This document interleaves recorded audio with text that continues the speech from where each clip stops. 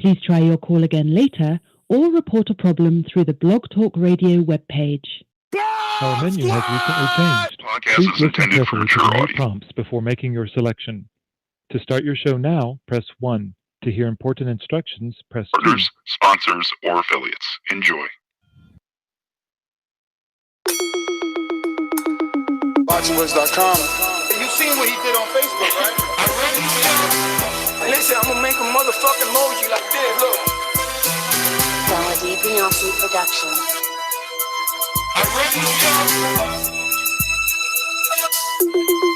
ThaBoxingVoice.com. All the guys want. I want what Mayweather got. I want what Mayweather got. He done bust your ass like Mayweather. It was born to fight. My life has always been a fight. I sacrificed a lot to get to where I got to. You don't think you're being overly critical to a guy that took a body shot? Welcome back, ladies and gentlemen, to another edition of the Boxing Voice Radio. I'm your host, Nestor Gibbs. Find me on Instagram and Twitter at NestGTO. We are back with another exciting show, and we're going to be talking everything boxing, all the fights this weekend, starting with the main event on Showtime Championship Boxing, Danny Swift Garcia versus Brandon Rios. We'll give you our review of that fight, and Danny Garcia earning a big KO victory over Brandon Rios. We'll move over across the pond to discuss George Groves versus Chris Eubank and review that one and let you know how Groves earned the unanimous decision over Chris Eubank, let you know just how good of a fight that turned out to be. Win, lose, or was it a draw? Devon Alexander versus Victor Ortiz ends in controversy. It was a draw. Who do you think won the fight? Call in the number 1425-569-5241. Press 1 one time. Let us know who you think got the decision on that one. Judges seen it as a draw. We'll discuss that in length. David Benavidez on the undercard of Danny Garcia versus Ronald Gavril 2. The Mayweather TMT fighter ended in a unanimous decision. And we'll discuss that as well. Plus, we got Shawn Porter basically becoming the Clubber Lane of PBC and verbally assaulting Keith Thurman and Danny Garcia. He got in the ring at Danny's fight. So we'll bring you all that and more. Remember to add Nestor Gibbs on Skype to be part of the conversation. I'm going to head on out to my co-host. We have a full panelist today, so be prepared for a lot of boxing talk. We're going out to the Golden State. ThaBoxingVoice production. This is a beautiful performance against a very tough guy in Michael Johnson. How do you feel about it? Fuck that. Conor McGregor. ThaBoxingVoice.com. You know me, Larry. From a wicked entrance, from a flip over the rope to a knockout. When he the main thing is, I just hope the guy, I wish. ThaBoxingVoice.com. Yes. Haters. And I know Danny Garcia receives a ton of hate usually on this show and just over on boxing, but God, what a knockout that was. You know, what a counter right hand that was over the jab of Brandon Rios. Regardless of what criticisms you may have of the performance, that knockout was great. Can't wait to get to it. Chris Eubank versus George Groves was fantastic. I cannot wait to get into that fight. That was probably one of the best fights of the weekend. Then you have Udunis Ugas versus the new Ray Robinson. I thought that was a fantastic fight. So much to get into, so many fights to get into. And of course, we're going to have Shawn Porter live on the show at 8 p.m. Eastern to definitely talk about his run-ins with Keith One-Time Thurman and Earl Spence, calling him out on social media. It definitely should be fun. Definitely should be lit. Can't wait to chop it up with all the callers. And, of course, this full panel. God, it should be fun. I'm the best ever. I'm the most brutal and most vicious and most ruthless champion there's ever been. There's no one to stop me. Lynch is a conqueror. No, I'm Alexander. He's no Alexander. I'm the best ever. There's never been anybody like me. I'm Sonny Liston. I'm Jack Dippy. There's no one like me. I'm from Nairclaw. There's no one that can match me. My style is impetuous. My defense is impregnable. And I'm just ferocious. I want your heart. Get up! ThaBoxingVoice.com. Doomy just dropped off. So even though that was a great intro for Doomy, he just left the building. So I think we should go to casuals intro. So he really fell off like that. What's up, man? Yeah, I just want to say I said fight too. Stay focused, stay working my jazz. Like boxing voice. Because if he comes to fight, then I'm going to look for him right I said fight too. I think you accurate. Yo, what up? Like everybody say, yeah, spit your game, talk your shit. It is Enrique Church live on the Boxing Voice, fresh off of the Alabama wagon, right? The car we drove. Cool Honda, fully loaded. You know what I'm saying? Front seat access. This weekend, Victor Ortiz and Devon Alexander. I am curious who scored it because I'm usually heavy-handed on myself on scoring. And I'm always like, damn, is that me? And then I use the unofficial card to be like, all right, I'm in the right track. But I myself scored it for Victor Ortiz, 115-113. So yeah, a draw. It sounds make it make sense. And of course, the big news, Danny Garcia and Shawn Porter going to Thurman. Shawn Porter going to Danny Garcia. A little desperate to me in my eyes. It depleted itself once he did it to the ring. He should have kept to one script, Thurman or Garcia. A little desperate, he says. I think so. It was just too much, man. It's just the whole weekend. I don't know what that does to him. You know what I'm saying? I see. He's for him. I said jealousy. I said had the whole industry looking at me. I said, get the blicky up. Let's go. What's up? No, man. I mean, I gotta remind the world that Enrique is half Puerto Rican. He let me and Matt know on this trip. He's also Colombiano. Cubo. Yeah, I guess. But yo, I don't know. I think you're protecting DSG, talking about Porter did too much. I kind of love the Club of Lane. I mean, in my timeline, as I always say, during the day I see Keith Thurman. And then again, I see now he's approaching DSG, and it was over and over, man. I don't know. Maybe it was good. I mean, is he not trying to get a fight with Keith Thurman, who he feels he beat? And hasn't he been trying to fight Danny Garcia since Danny moved up? So, I mean, what's wrong with that? What's wrong with it? I mean, this is how I put it together, because when he was facing off with Thurman, I was like, it's probably, I don't know if it's the same 1.5 mil for Thurman versus Porter or versus DSG. He gets a 2.5. Of course, you're going to go where the change is much more shinier. So, I put it in that. Good point, Matt. Enrique, that mean, unless I'm talking about Matt now. I mean, I'm taking your point and I'm addressing Matt. Like, fall back, small back. Oh, shit, don't do that. You might quit the show. Who? Inside joke. Yo, get the blicky up. Get the blicky up. Yo, that's why I told you send me the soundbite. I'm gonna send it to you right now. I just cut it up. Yo, Matt. So yeah, Enrique brings up an excellent point. As a casual fan, he was spot on with that. Maybe keeps waiting in the wind. Like, yo, what's the dilly? Let me see what's the best money fight after my tune up May 19th, because DSG, we sold 16,552 at the Barclay. We did 5 million on TV. Al Heyman might just give us more than the alleged 2 million that each of us received, which is 500 grand more than what I got for Shawn. Just saying. I think that's obvious. I mean, not that it's not a great point. I think it's just obvious that, of course, Keith Thurman in the position that he is at, the only unified champion with 2 belts, having the wins over Shawn Porter and Danny Garcia, of course, you're going to sit back and see, okay, who's going to make me the biggest check? Is it Earl Spence? Maybe I should go fight Earl Spence and get the biggest check and make that super fight right now. Maybe it's Terence Crawford. Maybe it's Shawn Porter. Maybe it's Danny Garcia. Keith Thurman's in that position now, and even though the fans may hate it, maybe that's why they are turning on him, is because he is the one in the driver's seat. Fans usually hate the guy that's in the driver's seat in the division, because usually the guy in the driver's seat of the division is, quote unquote, marinating fights. Just like Mayweather did when he was the guy in the driver's seat of the division. Thurman's that guy now.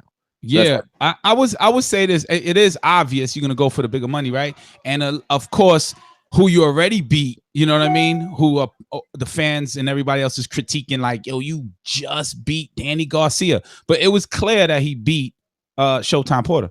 So he can easily just be like, Shawn Porter, get yourself in line. I think it's more along the lines of what he's saying. I think it's more like, you see, when the camera's panned on him, he was like, easy work, easy work. So coming off of her elbow, yeah, he wants some easy work, in his opinion. And I think Brandon Rios thought he had easy work in front of him too, because everyone looks at Danny Garcia as the easy guy to beat, and then unfortunately, you know, they lose. Except for Keith. But Keith, who is an athletic, rough, like the man with the whole technical methods of fighting, right? Knows how to escape and offend, right? He gave Danny Garcia a hell of a fight, and it was a hell of a challenge, and Danny Garcia withstand and did not get knocked out. So fall back. Well, I don't He showed a world-class chin. But let's dial it back. Well, Danny's always showed a world-class chin. He did. I'm just saying, let's dial it back. Let's take it back to what actually took place, which was live on Showtime. They had an excellent triple header. We'll start with the first card. Enrique, mute yourself. You got the family in the back on Thanksgiving mode over there. Ugas and Ray Robinson. Anybody that's been listening to the show for at least the last month knows that Joseph Goodman of TBV Philly has been putting in work, and he was out there with Tsunami Sam and Ray Robinson as they were preparing for their matches with Montana Love and with Urdani Ulgas. And the rumor was winner gets a big fight. Winner gets Earl Spence. Winner might get Keith Thurman, because everybody that was a welterweight that fought yesterday, other than Danny and Rios, were southpaws. Over on Fox Sports 1, which we'll talk about, or excuse me, Real Fox, the Big Fox, 05, we had Devon Alexander and Victor Ortiz, which ended in a draw, but both men southpaws. So let's just talk about the fight. I've seen a few statements running around while I was watching this live, guys, and some of the things I seen was Danny isn't a real welterweight. And I didn't understand why anyone was saying that, when I'm going to say this was Danny's best welterweight win. You can say that, but it's also Brandon Rios, who really isn't a career welterweight. You know what I'm saying? Like, Danny Garcia is a career welterweight. That's a null and void. Danny's not a career welterweight. Exactly. So it's, to me, it was two guys who were not career welterweights fighting each other. So yes, it may have been his most emphatic victory in the 147-pound division. But I don't know. Brandon is usually known for coming in heavy. What was his last fight? What weight was he in? Wasn't he overweight?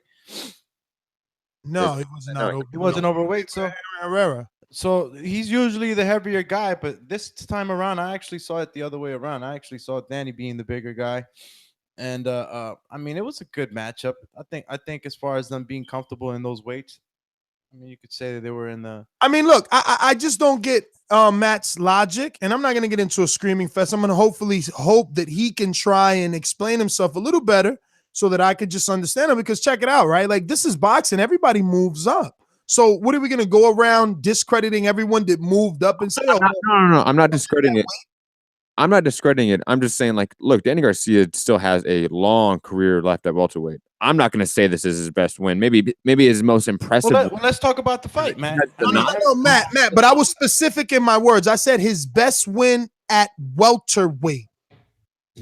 Yes, I think he's going to get better wins, and I think that even the Robert Guerrero win is arguably better than this. I get it. You just want to be the guy that argues with Ness every show, because listen to what he says. He's going to have better wins at what? He didn't have them yet. This is the best one yet. Did you not hear what I? And not for nothing, this was. Hold on, do me. Yeah. But did you hear what I? Others? Do you hear what I said? I said Robert Guerrero is arguably a better win, because he is. Wow. He is arguably a better win. No. He did better in this fight. He got hit less. True, but it's not a better win. What do you mean better? point. Oh my God, I don't know, man. Look, that's your point. If you think that this was a better, style, his best welterweight win, his best. We can't discredit Brandon Rios, man. In the Robert Guerrero fight, some people thought he gave Robert Guerrero gave him a tough time. This is his best win. He evaded shots better. He rolled shots. He slipped. He knocked out a durable fighter. Let me tell you something. Before the knockout happened, it was a good fight. Even though, Danny Garcia, you can say he was up on the cards, it was still a good fight, and he was pushing him back. He was landing his shots. Oh, according to Rios, he was up on the cards. No, definitely wasn't up on the cards. I mean, what were the final cards? It was obvious. He was maybe 4 points away. 4 points losing on the card. That's every round. And that's on the unofficial card. I didn't, you don't know what the judges had, but it was nonetheless it was he had Danny on the back foot. Thing is that we hardly see Danny on the back foot until somebody actually puts pressure on him, and then we get to see him box. He doesn't get that much credit for his boxing. Doomy. I don't have box rec open. Was Rios' loss against Pacquiao a TKO or what was it? It was distance. No, it was a DKO. He stopped him. No, it wasn't. It was unanimous. It went the distance, I thought. It went the distance. Yes, it did. It went the distance. Unanimous decision. Oh my God. And I do have the scorecards because I'm official like that. Official like tissue, pull the referee. Show over here. You get that email I sent you? Yeah, I sure did. There you go.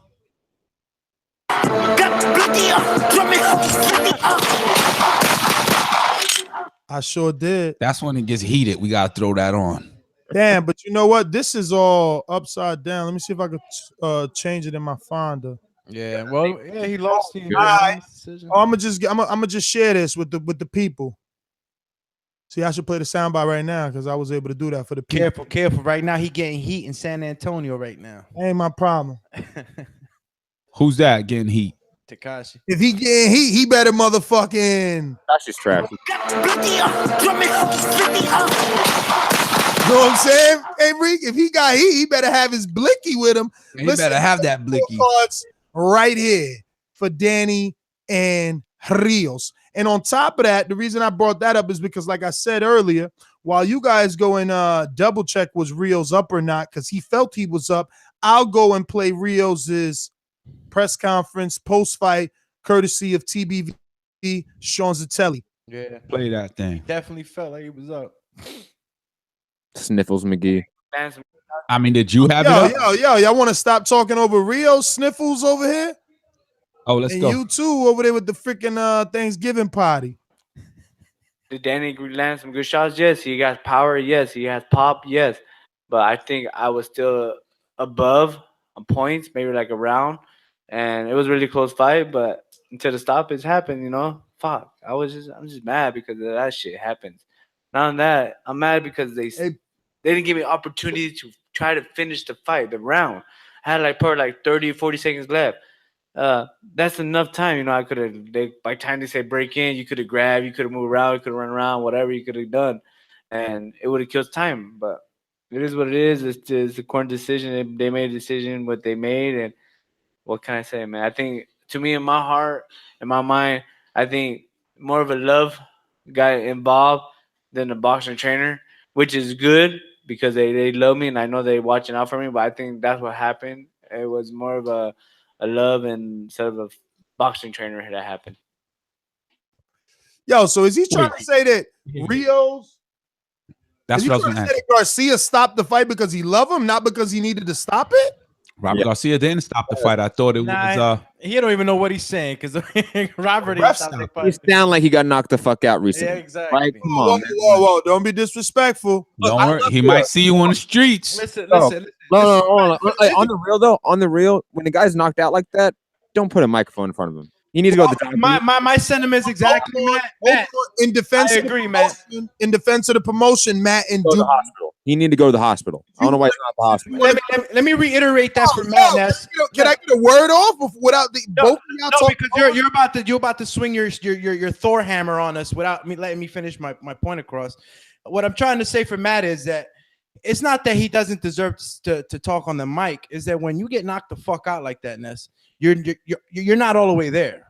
All right, and we've seen this happen in other boxing matches and in MMA, and you could co-sign that, Matt, where guys are too emotional You know, we had DC who just lost, and you know, and I'm talking MMA, but he was crying all over the fucking all over the mic. So it's like a guy's gonna say many things after getting knocked out. You know what I'm saying? Point of the matter is he got hurt bad. He has to look at it like it is and stop. That was a great stoppage. We love you. We love you for what you do, Brandon. You had, to me, it was an incredibly entertaining fight up until you got knocked out, my friend. Other than that, you were fighting a great fight. Yeah, he was applying some serious pressure to Garcia. Yeah, he wasn't the same Brandon Rios as I always see him. He was more careful than me in this fight. And he was in shape. It wasn't until the second half of the fight really is where he started to actually, you know, land. Like he it was hard for him to get his distance, his range. But the second, I wouldn't say the second, but by the time Rios was able to find his rhythm, Garcia found his timing and accuracy at that point. His right hand was landing. He was landing to the body at that point.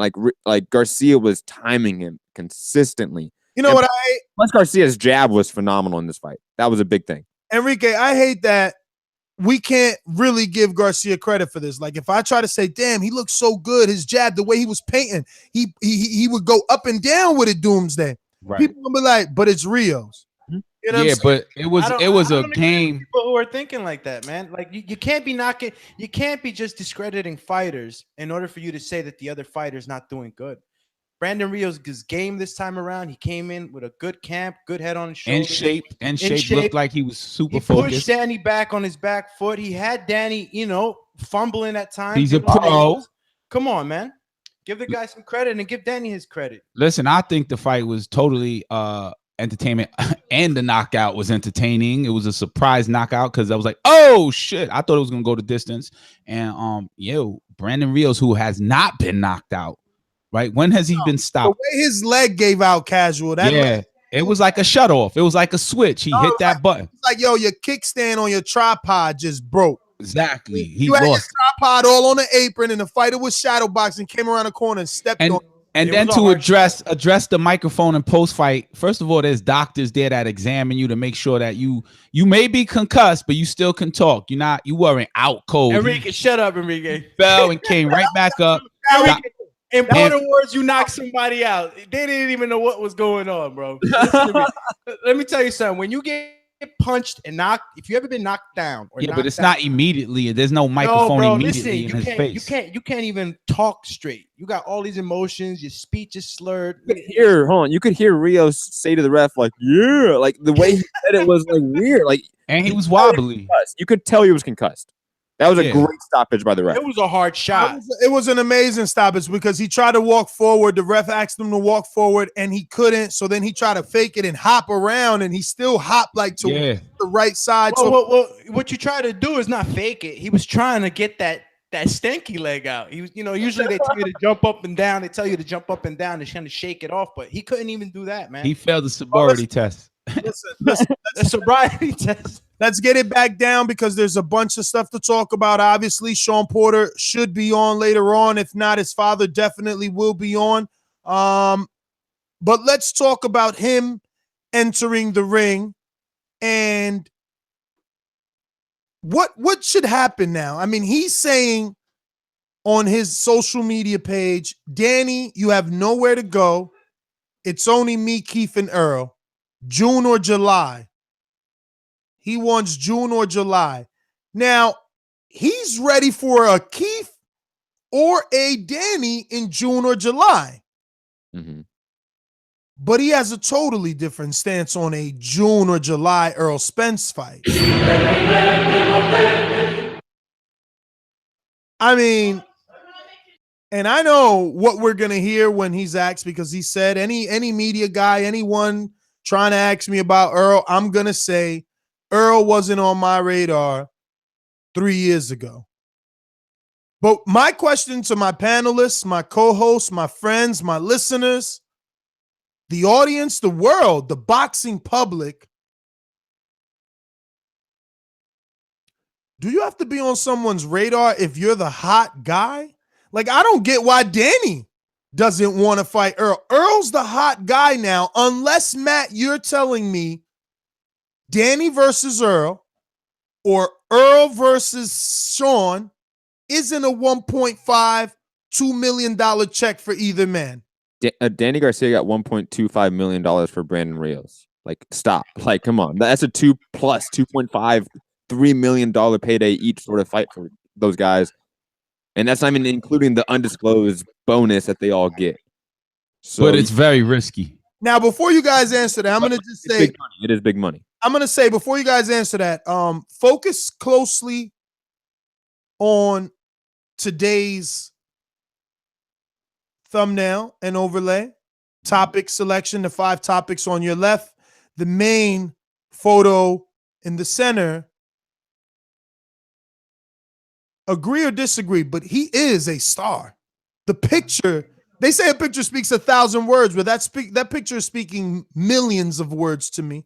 Last night, that arena was packed. I don't know what was the numbers. It seemed packed. And so did El Paso. Don't let me forget when we talk about Victor and Devon. I cannot believe. Shout out to Richard Shea for bringing boxing to fucking El Paso. Who would have thought that thing was now that one was packed for sure.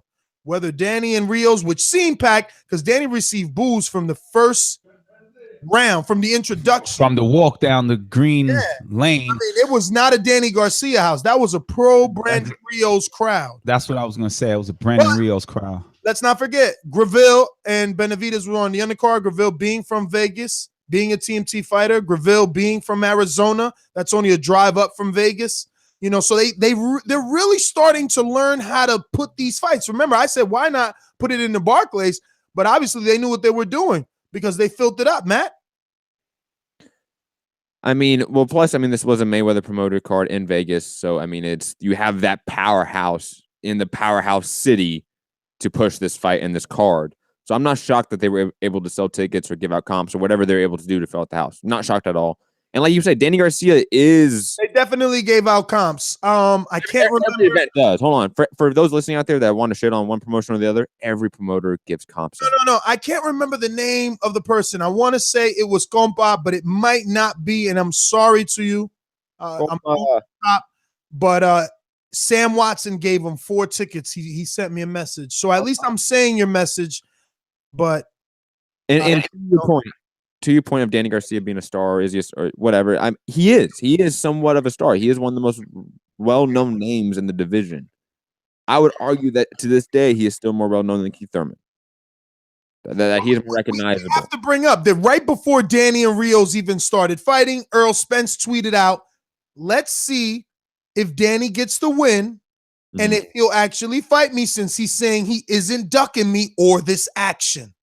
Yeah, I interviewed Danny, and he said he wasn't ducking Earl. And he says it's a good style matchup, just like he says the Porter's a good style matchup. But watching the Rios fight and watching Rios put pressure, and yeah, not every shot landed. And yes, he looked good and slipped some of Rios' shots, but some did land. And Rios' pressure isn't Shawn Porter pressure. Rios' accuracy isn't Earl Spence accuracy. I mean, I don't know. How do you guys really see Danny doing with either of those guys? I think Danny probably has an easier time with Shawn than Earl. But both. Yeah, I think Earl's more accurate. Earl's a little more methodical. You know, I think Danny can catch Shawn in mid combination. You know, Danny can counter guys pretty well. Danny can especially counter over the jab, and Shawn is very lazy with the jab sometimes. I'm gonna disagree with that, man. Shawn's jab is actually fast. His father's gonna get on here and tell you that Shawn has statistically outboxed every fighter he's got in with. He's landing more jabs. He always double checks his son's stats. Now his jab is good. I'm sorry, Nestor, to cut you out. What I could agree with Matt is, I mean, as far as him being a more effective pressure fighter, yeah, because I can say that Shawn sometimes smothers his punches, and Earl is always in the range to really hit you and hit you hard, and his punches are way more effective in the sense that he's always in the good range. I feel as though Shawn sometimes just kind of smothers himself a little bit too much with that pressure that he's known for. But I mean, Danny, you know, Danny hits hard, man, and like I said, Danny doesn't get enough credit for his boxing. I think he'll do well with Earl. I don't think he's gonna kill Earl. I don't think he's gonna kill Danny like he's been running through all these other guys. I think Shawn Porter versus Danny. Shawn Porter's rough house, and it's just going to be timing, and we don't mention his timing as much. And I think the timing is what knocked out Brandon Rios. And that could happen with a Shawn Porter. What? What's that? You call me Golden Boy? I called you Paulie. Yeah, I guess Paulie said it right. It was that. But I heard that a long time ago from Matt 213, and I was like, yeah, really? The timing? You know, when he fought Keith Thurman, I was fought Khan. Everybody talks about Danny's timing. That is an attribute to have that could be any good jab or any. True, Enrique, but let me ask you this: before that actual knockout, before the actual right hand, didn't you feel like, damn, every time Danny hits Rios, nothing happens? I did not think that at all. What are you talking about? What? Did you not see? Hold on, you got to go back and watch that fight because I didn't watch this fight live. I watched this fight. Which one, Matt? Retroactively after I knew he was already knocked out. DSG versus Bam Bam. So I was looking for that shot, that right hand. I already saw the knockout punch on Twitter. So I was looking for him setting that up the entire fight. And that looked soft too. That didn't even look fully thrown. He was catching Rios numerous times, and I think it was the third round. Rios never showed. Hold on, Ness. Hold on. Let me. Rios was not in his head, man. That's an indication of pain. Third round, even the second round, the fifth round. There was numerous rounds there where he would catch Rios, and Rios looked like he got tagged. Not that he was hurt, but he was like, "Oh shit, okay." Yeah, some nice right hands. So I knew. Come on. You could tell that the punches were affecting Rios more than the punches were affecting Garcia. You could tell. You could absolutely tell. Yo, I was nervous, bro. I was nervous. I'm like, damn, Rios he just walking through these shots. He keep coming. Is it gonna turn the tables at the later rounds? I'm telling you, I was nervous. Even though Danny was looking slick, I was like, how long is he gonna be able to bounce around and not stay on the ropes? Because that was the game plan. Keep your back off the ropes. And fight in the middle. And that takes energy. That takes energy to give lateral movement and move and hold and turn and twist. Man. So what's the point? My point is when he was hitting Rios, I wasn't seeing him affecting Rios. So that punch came out of fucking nowhere for me. It was like, oh, and like Matt, I knew because I fell asleep. I'm really getting old. Jesus Christ. I fell asleep.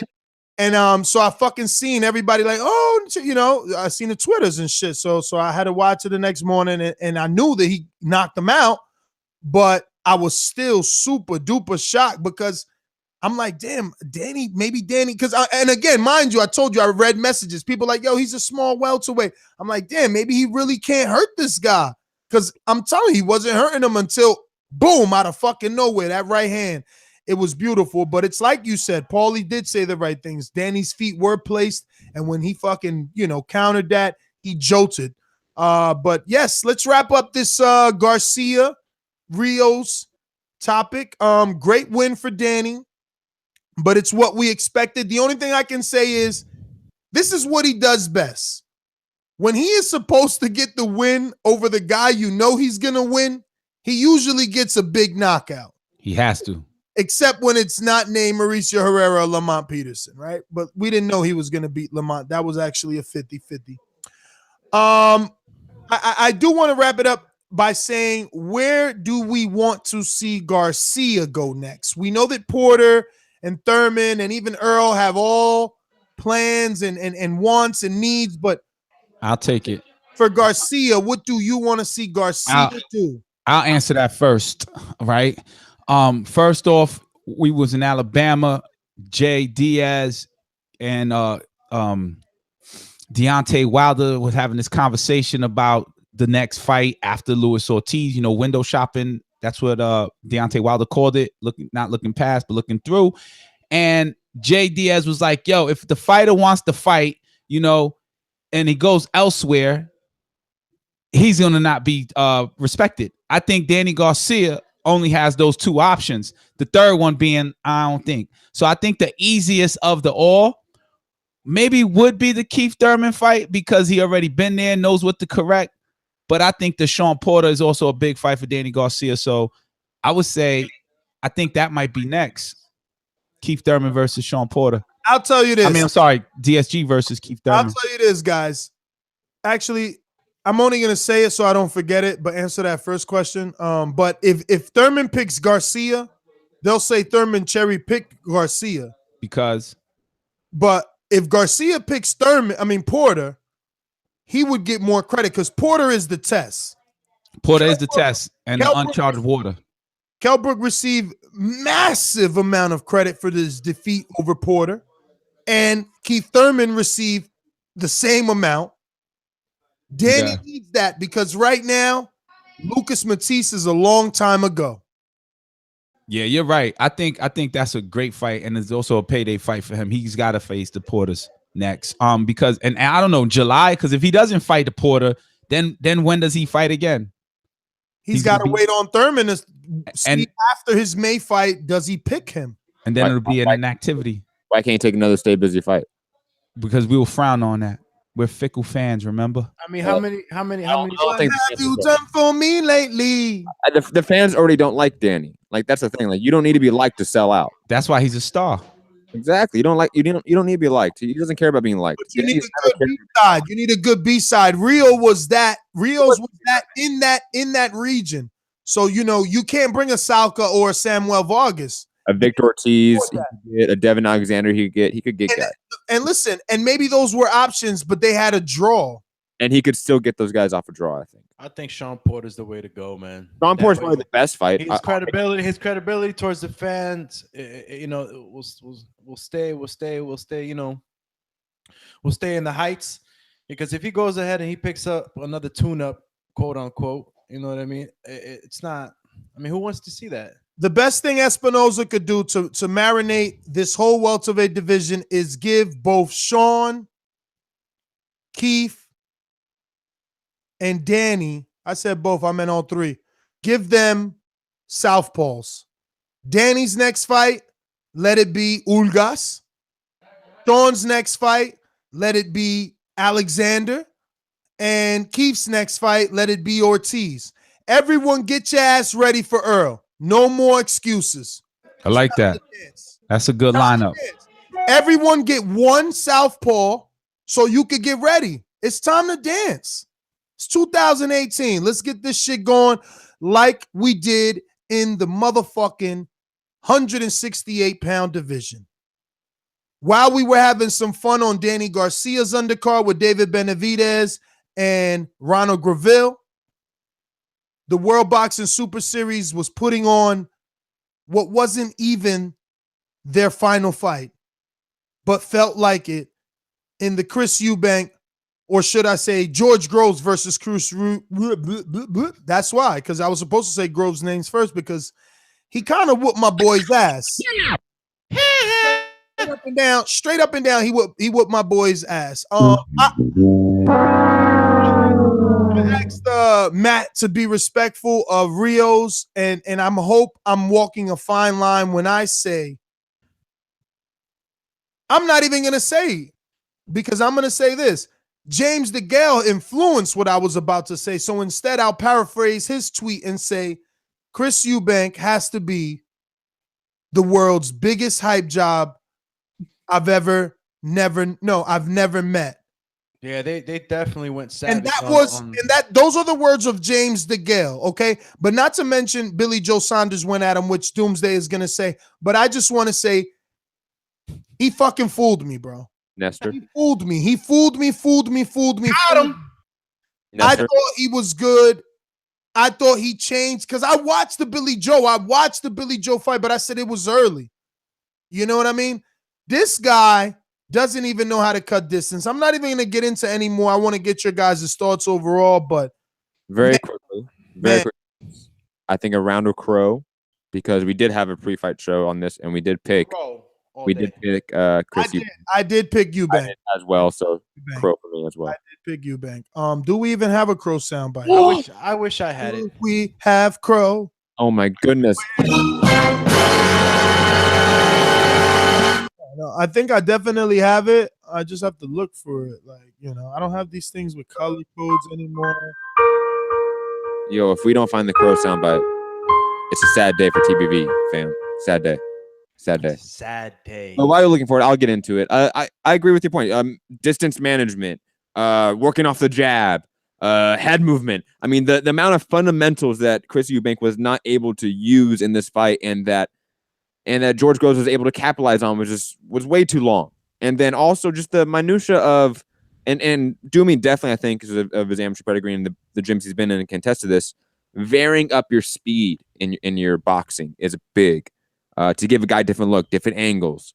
You know, to go tall and short. You know, to sort of change up the look that you're presenting to your opponent is huge. George Groves does that phenomenally well. Chris Eubank does not do that. Chris Eubank has one speed. Chris Eubank has one pace, one approach.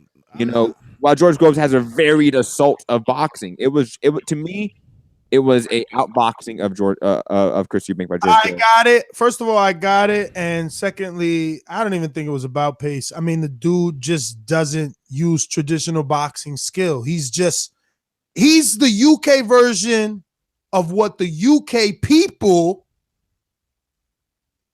see when they think of Wilder. Yeah, I was actually getting that vibe in a sense, to be honest. But that's not what I see when I see Wilder. But what the UK public sees when they see Wilder, that's what really Eubank is. He's the one that's fucking wild.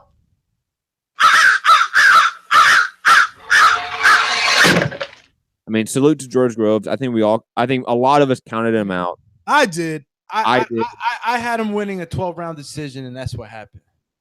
Thing is, because he did pick Groves. I didn't pick it on air, but I put on air because he's never around. But I definitely tell you guys this, and Matt, you said it best. He got outboxed.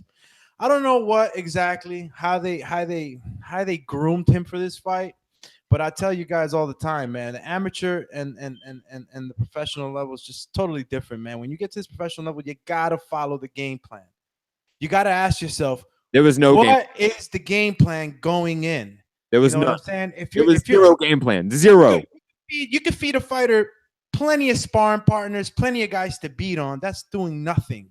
In the professional level, you gotta have strategy. This is war, and I didn't see no strategy. All I saw was a soldier that was ready for war, but he didn't have a plan, and he got outclassed. Man, let me tell you something. Groves was jabbing him up. Jabbing him up. Every time he tried to step forward, he ate a jab. Or a 1-2. And the social media, look, man, listen, we have good days at the office. We have bad days after office. I'm not going to chew the kid up. He's still a good fighter. But they got to go back to the drawing board and reevaluate exactly how. New trainer. It doesn't have to be a new trainer, Ness. All it has to be is a different game plan. Yo, listen, what the fuck, man?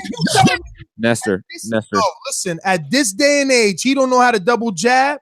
Nah, man. You got to ask yourself, what is he teaching? He was just like, shoulder move. Let me throw a big ass roundhouse right. Go ahead. Oh, we have Ken Porter on the line. He's probably just listening. Oh, okay. Well, Press 1? Yeah, he pressed 1. I'll text him on the back end. Let me see. Yeah, I know he did want to give him an 8, and this is early. He's on the line. Yeah. But you know what? We kind of messed up. We started with Ugas and we never went. There's a lot to talk about on that Ugas. It was a good Ray Robinson fight. Did you guys catch it? I love that fight. That was one of the best fights of the weekend. Even though it was sloppy, it wasn't as technical as the Groves Eubank fight or even the Danny Garcia Brandon Rios fight. It was entertainment, pure entertainment. Those guys were going at it. Sloppy work, but fun work. I thought Ugas was just the heavier hitter, a little bit cleaner on defense, a little bit tighter on offense, and was just able to connect more. His counters, bro. His counters. I mean, that's a dangerous fight for Keith, because they were all over the telecast saying how they were going to get a big fight, the winner of that. And, all I could think is someone in preparation for Earl Spence is going to want to fight a southpaw Cuban with over 385 fights, now being trained and focused with about 6, 7, 8 consecutive wins with Ishmael Salas. Yeah, I don't know if that's what Keith wants on a May fight. You know what I mean? On a May turn. But to me, Ugas doesn't seem like the most fundamental boxer. Even though he has a deep amateur background, to me, he is very wild. He is very sloppy. He is very wide in his approach to his opponent. I think a guy like Keith Thurman could easily outbox him. I think even a guy like Danny Garcia could probably catch him mid-combination throughout a fight. I think Ugas is limited. Ugas is exciting. Ugas is a fun fighter to watch, but he will lose to that top level, in my opinion.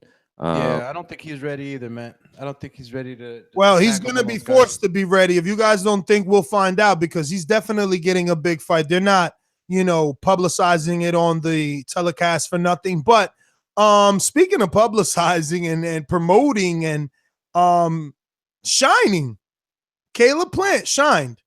Plant shined. That was the jab man of the night right there. Exactly. He showed people what to do with the jab. Credit to Larry Wade. He's been working with Larry Wade for a few fights now, and that's also the strength and conditioning coach of Shawn Porter. And, bro, he was able to keep that pace. Never once, not even once did I think that he was starting to get tired or look winded. I know one time the telecast mentioned something about his mouth being open, but I thought that was just them reaching.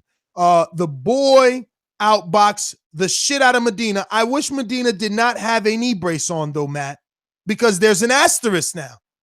The telecast themselves, the commentators made such highlight of the fact that they felt that Medina couldn't move naturally due to an injury in the knee that no one knew until fight night. So I don't know what or where, this letter grade that I would metaphorically give Caleb Plant for passing the Porky Medina test lies due to the asterisk. So I'll say, regardless, he did fucking well. He did amazing. I'm very nervous, though. I'll leave you guys with this. I won't keep. I know you were playing tennis. I won't keep hogging it. I'll leave you with this. I'm fearful, though. I don't know that he can do that with heavier hitters. With the David Benavidez, who we're going to talk about, of course, or Gilberto Ramirez, or George Groves, even. I think that'd be a fantastic fight. Caleb Plant, to me, is a phenomenal technical boxer and a phenomenal athlete that just doesn't have power. And that may be a fatal flaw at the very, very top. But right now, against the B-level guys and the C-level guys, he's going to outwork them. He's going to outbox them. He's going to shine against them because he's that good. It's going to take a guy that's bigger than him, a guy with more power, a guy that can match him in maybe speed or maybe technique. I mean, I think they're bringing him up along real good. They're bringing him up along the right way. Absolutely. They got Porky. I mean, look, regardless of Porky's wait, Doomsday, because you're saying they're bringing him up the right way, right? All right, so I'm going to stick on that. You answer it first so you don't feel gypped of time. In your opinion, is Medina a step up? I mean, who has he fought that has the? I don't know. Is he a step up to you? Yeah, of course he's a step up. Porky's been in there with some of the best guys in the business. So, all right. So my thing is, Porky has 3 losses since he stepped on the scene. You know what I mean?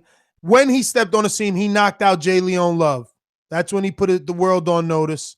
And that's when we started looking. That's when Al Heyman started to use him. After that, J. Leon Love, when he went on a 4-fight win streak, he lost his first fight to James DeGale. After that, he got a win, versus a chummy to get right. And then he lost to David Benavidez the way we seen him lose last.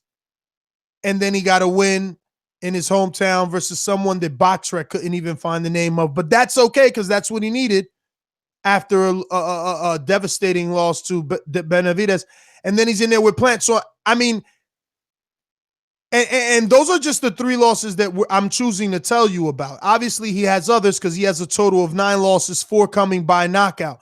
So, again, at this point in Porky Medina's career, now, Matt, I'll ask you, is he still a step up for Caleb Plant, who is 17-0 now and was 16-0 when he took on Medina? He is absolutely a step up. That cannot be debated.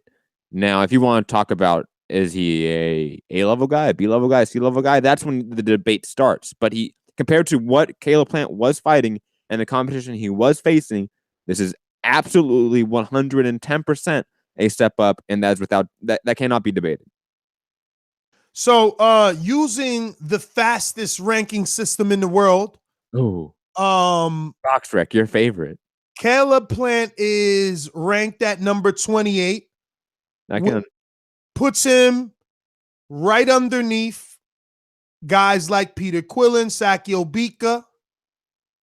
I think Rohan Murdoch, is that the guy that the Top Rank has that I was talking about and you didn't want to talk about? The Australian? Yeah, that is the guy. Sure. Let me look. I'm gonna click, make sure it's him. Oh, it is him. Look at that. Then we got John Ryder from the UK. We got Jose Ustakagi, who they could do business with. Who's fighting Andre Durrell in a rematch? I believe. Oh, so they can't do business then. All right. Well, they can after that fight. I mean, it's still whatever.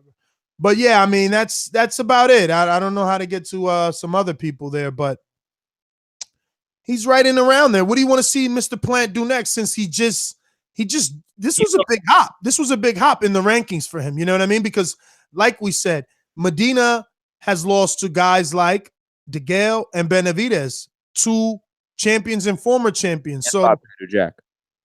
Excuse me? And Badou Jack.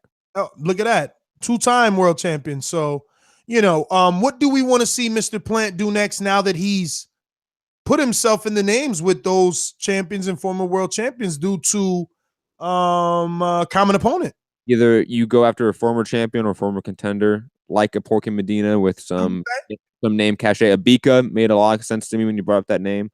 Somebody that is a little bit crafty, a little bit difficult, but is older, long in the tooth, that a young athletic guy in his prime could easily beat, and sort of put over with the fans that knew that veteran. That's what you want. Bika makes sense. It was Gatigi makes sense. Maybe a Durrell brother. If you want a huge step up, maybe go after an Anthony or Andre Durrell. Because those guys at this point are, past their prime. You can say that at this point. I would say at least. So that would be a huge jump. That would be a huge jump. Now, do you think that PBC? And just to add, you can't put him in there with another prospect like a Ryder or a Murdoch. That does nothing for him at this point. Is Ken Porter there? I think he's ready. He has not pressed 1, but he's still there on the line. All right, Ken, we'll just bring you on without pressing 1. But first, Matt, I'll say I did see interviews where Caleb was talking about Caleb. I see what you did there. Yeah. So, who do you think they could easily go get that title? Come on. And that's what I'm saying. Who do you think PBC believes in more? The Caleb Truax that went to another country and took the title from someone we didn't think could do it or could lose it, or the very flashy up and coming Mr. Plant? Think about that. Probably Plant. Come on. Really? Yes. All right. Let's go to Ken. How you doing? I'm real good. Mr. Porter, are you there? Real good. All right. So yes, I'm here. Real good. All right. So I mean, get into it. We all seen what we seen. The videos are all over the place. I mean, 2018 Clubber Lane is how I'm calling it, right? I mean, he's tired of being pushed to the side. I mean, what's finally made Shawn? It seemed because it's more Shawn now. Usually you were the mouthpiece for Shawn, but Shawn was on a bit of a rampage this weekend.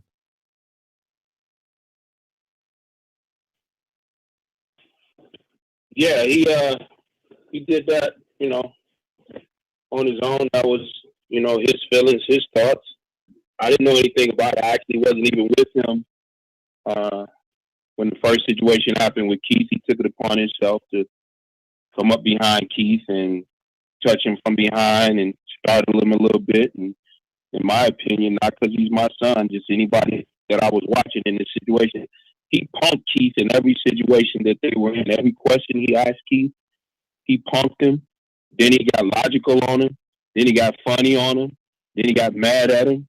And he punked him in every situation that they were in. I mean, and then at the end of the deal, he said, just so you know, and everybody here understands, the reason the welterweight division is being held up is because this man is not man enough to fight. Keith had no answer for that either. He just got punked all weekend. So when Shawn is asking Keith to fight, is he asking for the fight in May, or is he asking for the second fight of the year that Keith should or may not have? I don't know, because I didn't ask Shawn if he was trying to push it for May, but I mean, the logical thought on my behalf would be sit down to the table and negotiate the fight. And it doesn't have to be May, it doesn't have to be June, it just has to be done. That's it. You know what I mean? You know, you can easily eliminate a date by putting together a date for Shawn and a date for Keith. Now, obviously, Sean Zattel spoke to Shawn, and Shawn said that Danny has been on his radar and Keith has been on his radar. And those are the fights that he wants. So is he prepared to sit out? Are you guys going to sit out if you can't get these fights? No, we're not going to sit out if we can't get the fights, but the common logic would be that since we're the mandatory, Keith is going to have to negotiate with us in order to fight someone else. You got to do that. Just the way it is.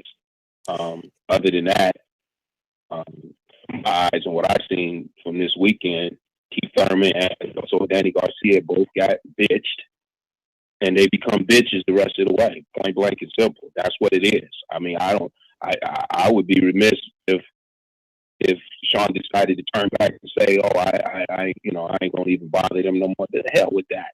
If they want to run off and be like that, then treat them that way. That's the way they're supposed to be treated, like a prostitute.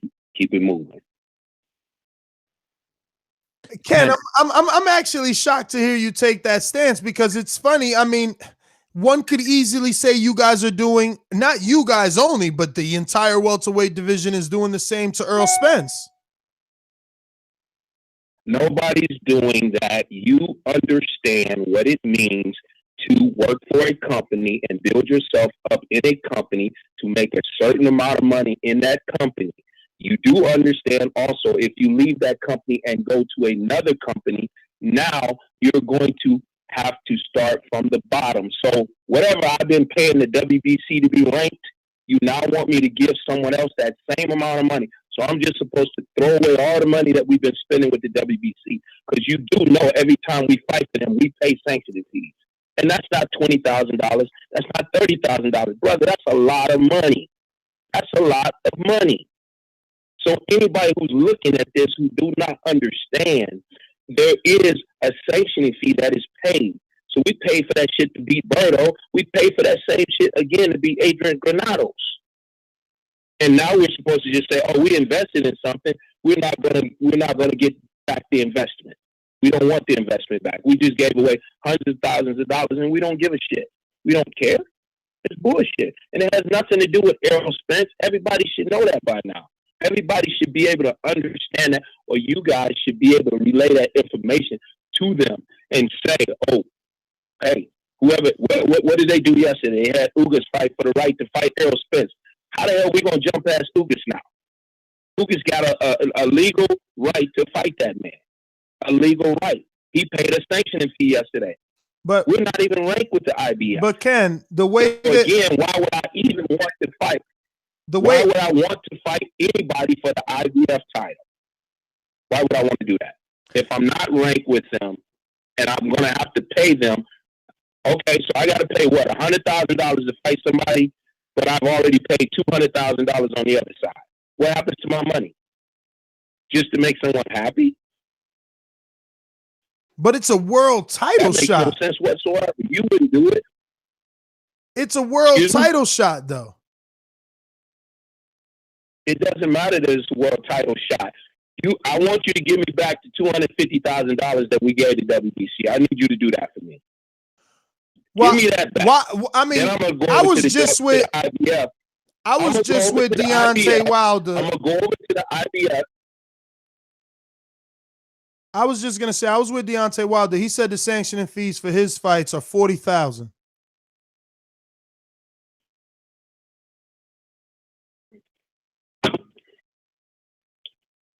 I don't know what Deontay Wilder's sanctioning fees are. I don't know Deontay Wilder's. He said every time he got to defend his 40,000, but also, you know, look, I'm not trying to say that you need to go that route, but when you say that Danny is doing something or Keith is doing something, that's the same thing that the world is going to say that Shawn is doing when it comes to Earl. It's not the same thing. It is not the same thing. Number one, we were fighting for the right to fight for the number one position. We're supposed to give that up now? We weren't fighting for the right to fight for the IBF because we weren't ranked. Why weren't we ranked? They took us out of their ranking. So let me ask you a question. You want me to go to a company and give them my money. You want me to go to a company and give them my money that treated me like shit. No, I don't. Because I tell my listeners over and over what happened well, give me a chance. Give me a chance because I do tell my listeners over and over what happened with Shawn after he lost to Kelbrook. You know, he was ejected from the rankings. He wasn't even in the top 15. So I know that you guys have like a personal thing with the IBF just based off of that. But it's still a title shot. You're paying sanctioning fees for mandatory slots and eliminators, not an actual shot. You still got to wait for Keith to say yes. Let me eliminate the bullshit, okay? And everybody's still gonna say what the hell they gonna say. We will fight Errol Spence. We will not fight him for his title. We will fight for flat out money, a purse. It's called prize fighting. We will fight for a purse. We don't give a shit about the title. I'm not giving the IBF shit. But we can fight, and we will fight. And if you think or you thought that someone is afraid to fight somebody, it ain't got shit to do with that. Dude, this shit's already planned out. It's already planned out, but I'm not supposed to tell you my plan. But he's definitely in the plan. All of these guys are in the plan. Bud Crawford is in the plan. Keith Thurman is in the plan. Errol Spence is in the plan. Danny Garcia is in the plan. I'm not going to change my plan to please someone else. Not going to happen. We deal with enough bullshit every day. To fight before the fight to get to the fight and can't get a fight. Okay? So the same situation that Errol is, if he's saying that he's dealing with that he can't get a fight or some shit like, what do you think everybody felt like when they all wanted to fight Mayweather? Nobody could get that fight. Nobody could get that fight. Or nobody could even fight. We used to have to sit and wait until Floyd decided who he was going to fight. Nobody could fight. We'd have to sit all year long. Everybody, the whole welterweight division, we just have to sit around and wait until Floyd decided to fight. And then once he finally decided to fight, then everybody else could start fighting. Just total bullshit. So it ain't got nothing to do with it. But Keith isn't Floyd. Keith, but Ken, fight each other. We're standing here. Keith and Danny are not Floyd. Keith and Danny don't represent the amount of money that Floyd used to represent. It was big business with Floyd. You at least got $1 on the pay-per-view on the back end. With Danny and with Keith, it's a purse. There's no pay-per-view attached to it. So it's just about the biggest purse, like you said, and who represents that, right? Yeah, but what I said was with an understanding that we've all been through what Errol is dealing with now. That's what I'm talking about. We all had to wait. Nobody got anything sooner or quicker than it came. Everybody had to wait. You actually thought or think that they're pushing Errol on us or pushing Errol on somebody? They're not. The business is not pushing Errol on us. That's what you really think? You really think that? Whatever he tweets, whatever he says, but do you really think the business is saying, hey, we want Errol to fight y'all? They're trying to build Errol up, brother. They're trying to build Errol up. They're not pushing Errol on anybody. Ken, you don't think the fans want Errol Spence to fight a guy like your son or Danny or Keith?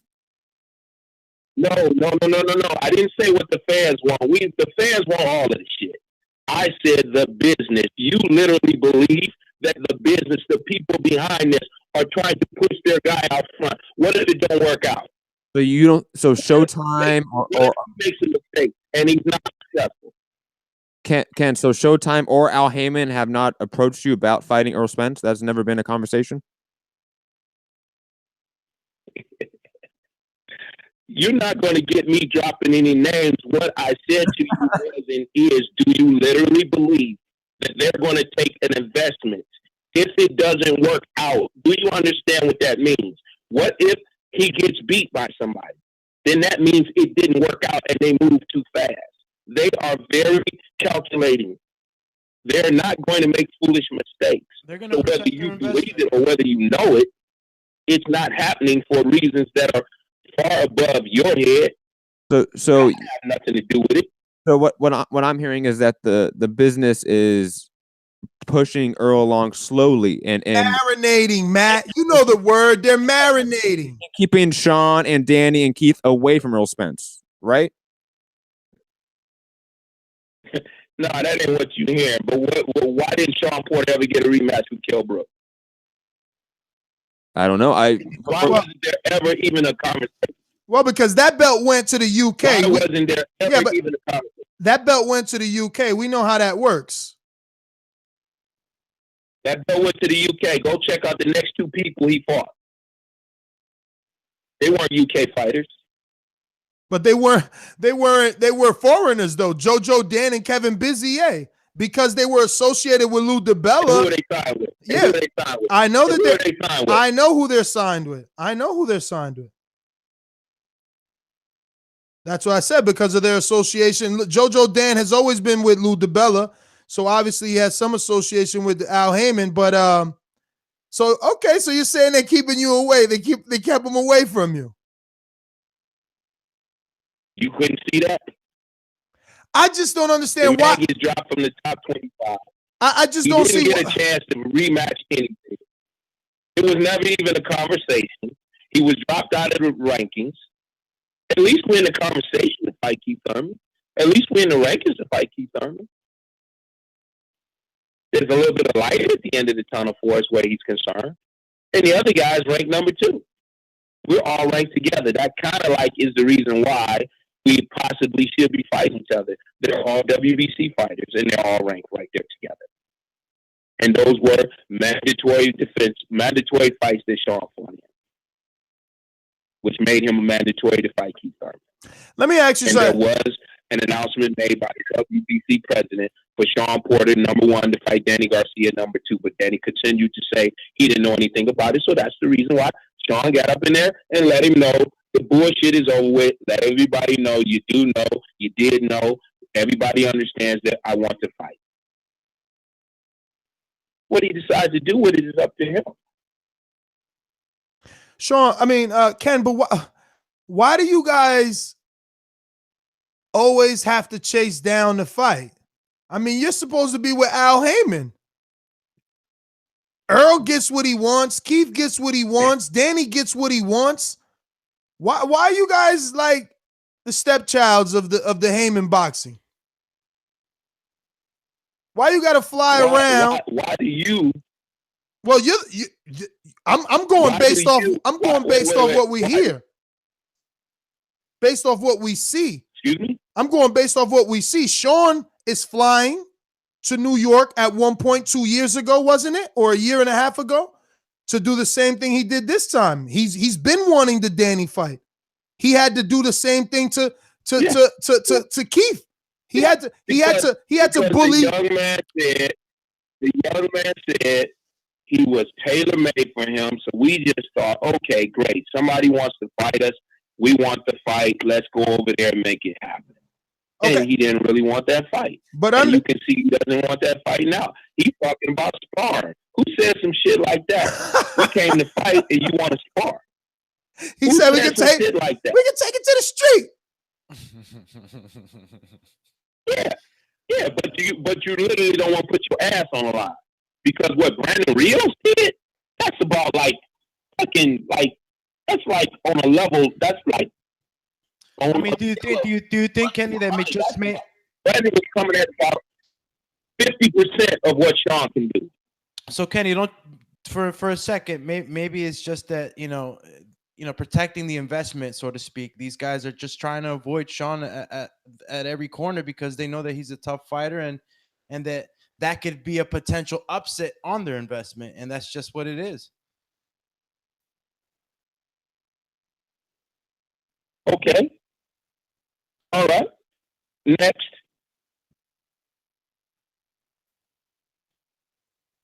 Ken, that's the answer. Then what? Now, what do you want us to do? No, I just want to know if no, and of course not, and that's why we see what we see. With Shawn flying and being outspoken and how does one get around? Love, by the way, let me just add that I love it. All right, I don't care. I know I that really liked it. I seen his social media and I seen what he said and I read all the comments. Obviously, it's my job, and he didn't get as much love as I would have expected. I love the Clubber Lane angle that he chose because listen, you can't sit around being Mr. Nice Guy if you're not being given what you want.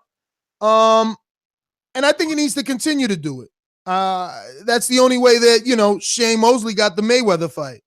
You got to shame him, or if not, you won't get it. I mean, obviously you will because you're on the inside. You're getting the phone call, so you know better than anyone. But public shaming is always a good angle.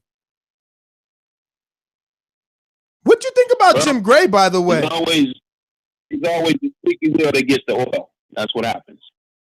What did you think about Jim Gray, by the way?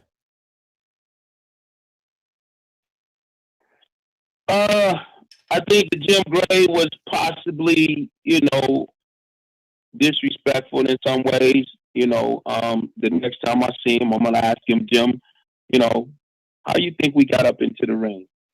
How did we get past the security? How did we get past those officers? How did we get past those Showtime people? Your people sent us into the ring, Jim. So the next time that we get up in that ring, remember that your people sent us into the ring.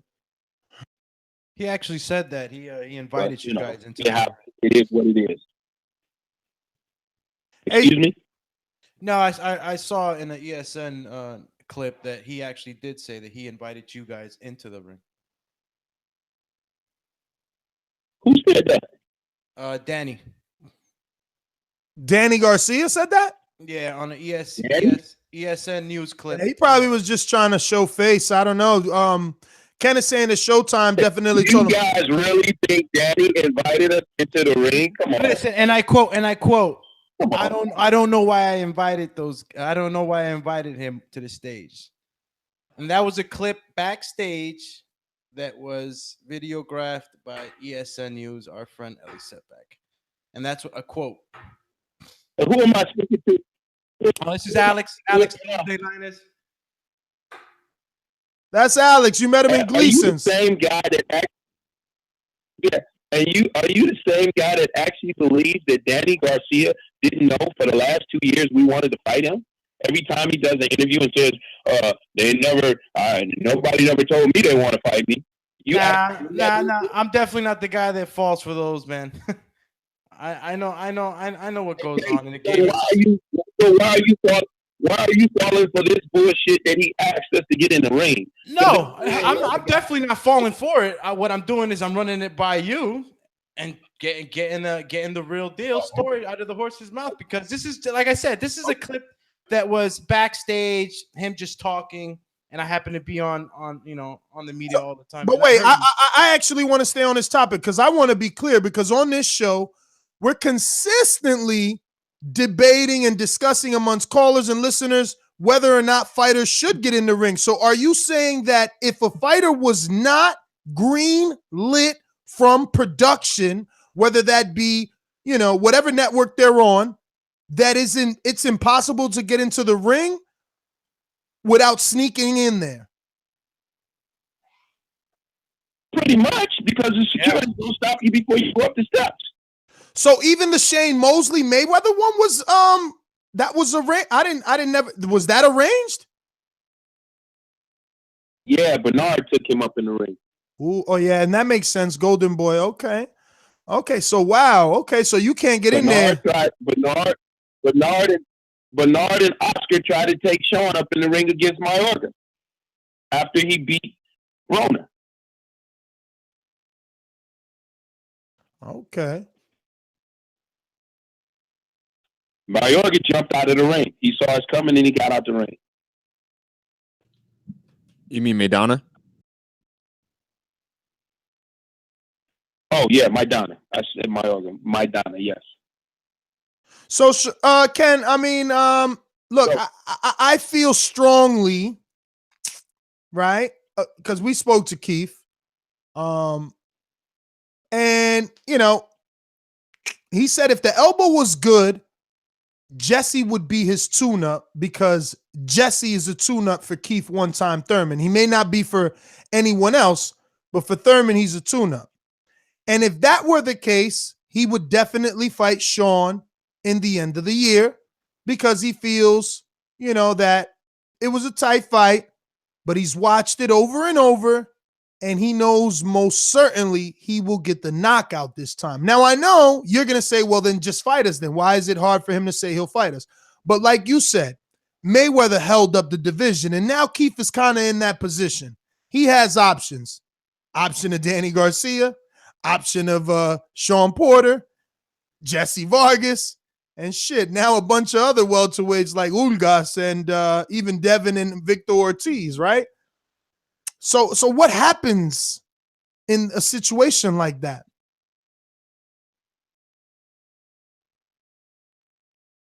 Gotta let it play itself out. And this is what I call the fight before the fight. So we're gonna keep fighting to try to get that fight or fighting to try to get the other fight. And shit, the way the shit might wind up, it might wind up since these guys, because I'm just telling you what I looked at. I seen fear in both of these boys' eyes. Shawn punked Keith by himself. Every question he threw at Keith, Keith stumbled on. Everything he said to Keith, Keith wasn't prepared for or ready for. He was goddamn shaking all over the place. And Danny said, I'd rather spar you than fight you. So that just tell me both of them got punked yesterday. So since they getting punked, the shit might wind up that Shawn winds up fighting Errol or winds up fighting Bud before them guys even get anywhere near their ass. And then after that, we have to come back around to their ass because we want to fight everybody. We want to fight all of those guys. We at that point in our career, he's at that point in his career, he needs to get these fights and move on to the next guy. And get that fight and move on to the next guy. And whatever it's going to be, eventually, sooner than later, walk away from this sport. This shit ain't meant for nobody to stay here until they 50 years old getting hit upside the head. Can you ask my co-host, you said, do you believe that Danny invited us? And, you know, obviously he said no. And you said to all of us, do we believe that Danny never got a contract or a call, obviously a verbal contract, because I heard you say on our interview that you did with one of our guys yesterday that no contracts are really given until about a week before. Everything is a verbal until a week before the actual fight when you get some real paperwork. So that being said, if you are sure that Danny received the call, aren't we supposed, and I mean we the public, the boxing public, shouldn't we believe that the same call was given to Shawn when Earl Spence says everyone got the call to fight me and only Lamont answered it? No, we didn't get that phone call. We didn't get that phone call. But now you see, I get that phone but call, now I'm you gonna see, negotiate that. but now you If see what I'm saying though. Get that phone call, but now I gotta believe you though. I get that phone call. No, but I'm gonna tell you, if I get that phone call, come on, dude. If I get that phone call, you tell me what you really believe. Don't you think I would at least want to see what that money is? Show me what the money is. Can I see what that is? Now you show me what it is, and I'm gonna tell you what I want. Now we negotiate. I ain't got that phone call. I like that though. I like that because that's what it should be, a negotiation, you know? Should be. I like it. Listen, man, it sucks though. It really sucks that you guys are always in this position though, where you want what you want and you have to wait to get it. Well, I was proud of the young man for the way he stepped up, you know what I'm saying, to both guys and let them know how he feel about the situation. You know, I don't think, you know, when we talk, other than the fact that Bud is with Top Rank, obviously, you know, those type of situations have to be dealt with before we could ever get into anything else. So we're not in control of that part of it. But I don't think when it's time to do a fight like that, you got to go through this kind of bullshit because Bud ain't that kind of guy. You know what I mean? I just don't think he's that kind of guy. Speaking of, I don't think Errol is. Speaking of, let me ask you, right? I know you heard Bob Arum say that Earl versus Bud is the pay-per-view. Do you take any offense to the fact that he feels that, you know, that it's not going to be Shawn, that Shawn won't defeat the other welterweights and be the one meeting up with Crawford in the future in a pay-per-view event? Do I take offense? I don't know. You know, I'm looking for a headline here. I'm a reporter here. I'm looking for a headline. Come on, Porter. No, I'm not. I'm not offended by that or anything else where this is concerned at all. Actually, I would really like everybody to think that we can't win, so that someone would take the fight. I'm hoping that everybody thinks they can whip our ass. Everybody thinks they can beat us, and we're no good, and that's what I would hope. You know, you hear that kind of shit from somebody like Danny, but you can't get the damn fight. You know, you hear that shit, but, you know, he talks about, you know, nobody ever contacted me about the fight. I ain't never heard nothing about the fight. Come on, man. Really? Okay, so now he's in your face saying last fight, and you're talking about sparring. What professional boxer gets approached by another boxer with a challenge, and he says, we can spar? You just got bitched again. Well, that's up for interpretation for sure. Now, I'm going to have to go back and look at the telecast. I'm going to go back and check the telecast. What was his daddy at? I don't know. He was quiet in the church mouse. I don't know. I mean, quiet in the church mouse pissing on cotton. I could play devil's advocate here, and that's open for interpretation. When Shawn came up, he said, hoo, hoo, hoo, hoo. It's my house. This is my house, right? So then Danny did hit him with a one-line and said, you from Ohio, boy, which is actually true. Yeah. He said that. Absolutely said that. But it don't matter where you from, it's where you at. True. So then we Shawn, in the goddamn Walmart parking lot, it's time to fight. Exactly. And like if you said, in the Walmart parking lot, it's time to fight. Check it out. Open for interpretation. All I'm saying is I'm playing devil's advocate here. I'm an entertainer and a radio show host, right? So then Shawn, that, like you said, it's not where you're from, but it's where you're at. So that's why Danny says we can. That's why Danny says we can spar tomorrow. We can spar Monday. Okay. All right. Yeah. Okay. All right. So that's what we doing now. We sparring. We challenging people to spar session. Nah, we ain't doing that, Kenny. I mean, wait a minute. Javonta Davis. We did that. Listen, we did that when we was in the amateurs, but just so you know, make no mistake about it, any place, any time, if they feel that way. Any place, any time. Wait a minute. Are you telling us that Shawn and wait, because you're going too fast here. Are you saying that Shawn and Danny have already sparred in the amateurs? No, never sparred. Okay. Never sparred. Thought that's what I heard. I thought you said we did that. Sparred. What I'm saying,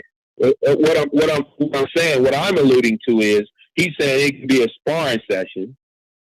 Okay, I'm saying any place and any time, since it's got to be a sparring session, just let your goddamn hands go. Just go ahead and let your hands go.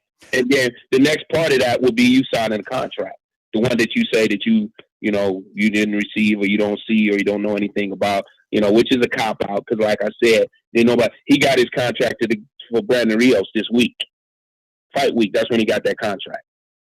Let me ask you. That's when he got that contract. He didn't get that contract.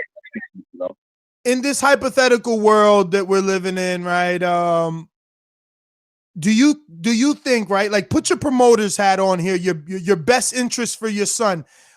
And you guys have done a live streaming sparring session from the Porter Performance Center before. Would that be some sort of marination? Could that somehow build a Danny Porter fight up, or is that a complete roadblock that makes absolute no sense and Garcia is just making no sense? Dude, that's not open for consideration. We don't spar nobody unless we're getting ready for a fight. So our sparring sessions are preparation for fights.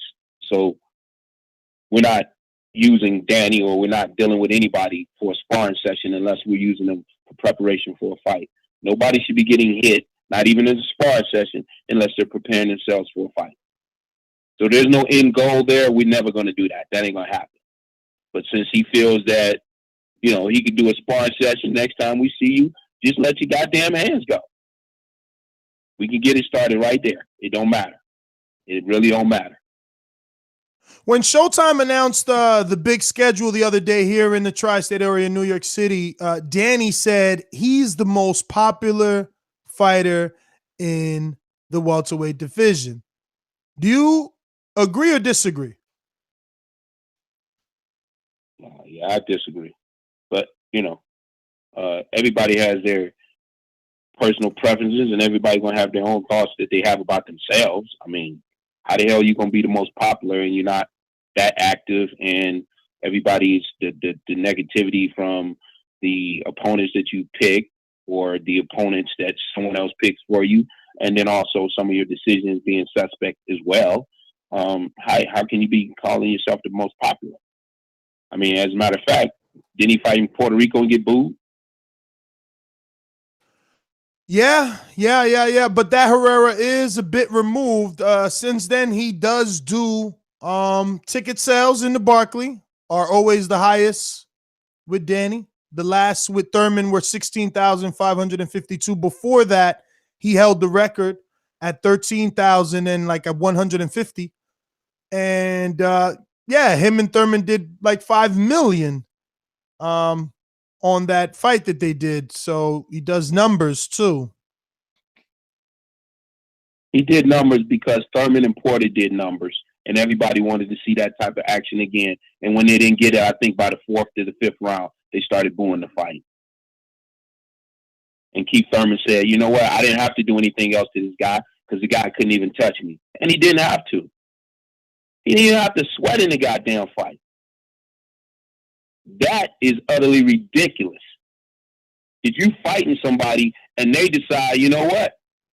I'm going to just move away from you and you can't even touch me. And Danny couldn't touch him.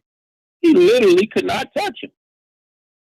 Running that boy out of that ring. He know he ain't got no business in the ring with Shawn Porter. We would run his ass out that ring. What about that statement that Danny and his daddy both know that? What about that statement Danny made? He said, I got the laws, but I broke Keith's elbow.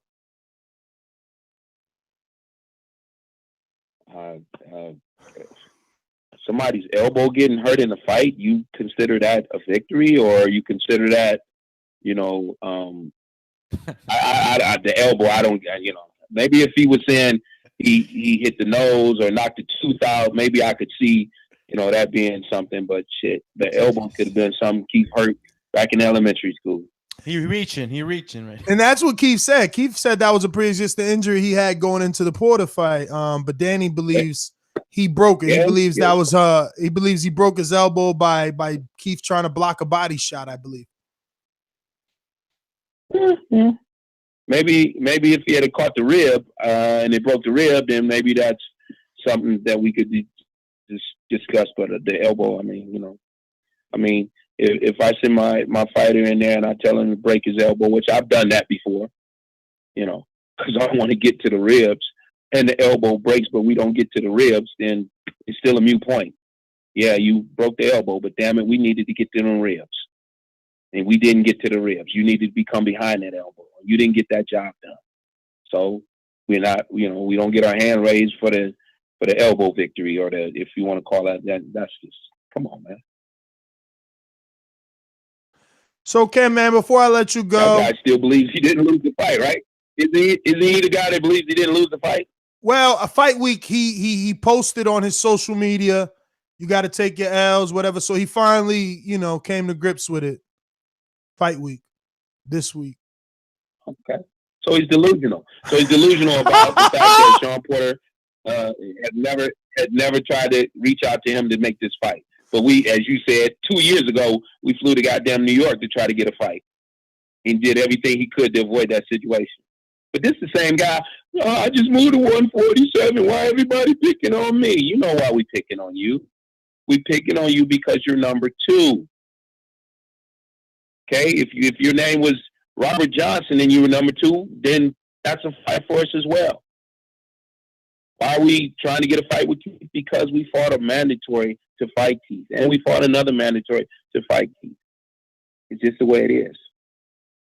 But, like I said, it's probably going to come down since neither one of them guys are, as Shawn said to the one of them, to Keith, you ain't man enough to step up and fight. And the other guy is getting bitched. He want to have a sparring session. So that's how they're going to get treated the whole rest of the way. It'll probably wind up being us with Terence Crawford and Errol Spence way before them, because them guys ain't going to step up to do the shit. You know what I mean? They're not going to step up to do the shit. And I'm taking those phone calls. If I receive that phone call, I want to know how much money is on the table. I want to know what we can negotiate. And I know what we can, I want to know how much money we can get. What you think you should get? I'm not turning that phone call down. I want that phone call. I guess you have to be looking at, what we previously made. That's a given. But we need to be coming up much higher than that. Why is that? We're not doing it, you know what I'm saying? We're not doing it for what we previously made. Excuse me? Why it needs to be much higher than that if Earl isn't the number 2 guy? Because that's business. That's business. That's negotiation. I'm just supposed to accept what you want to give me? Don't you think the network is paying more money for the fight? But I'm supposed to accept what I got last time? I'm not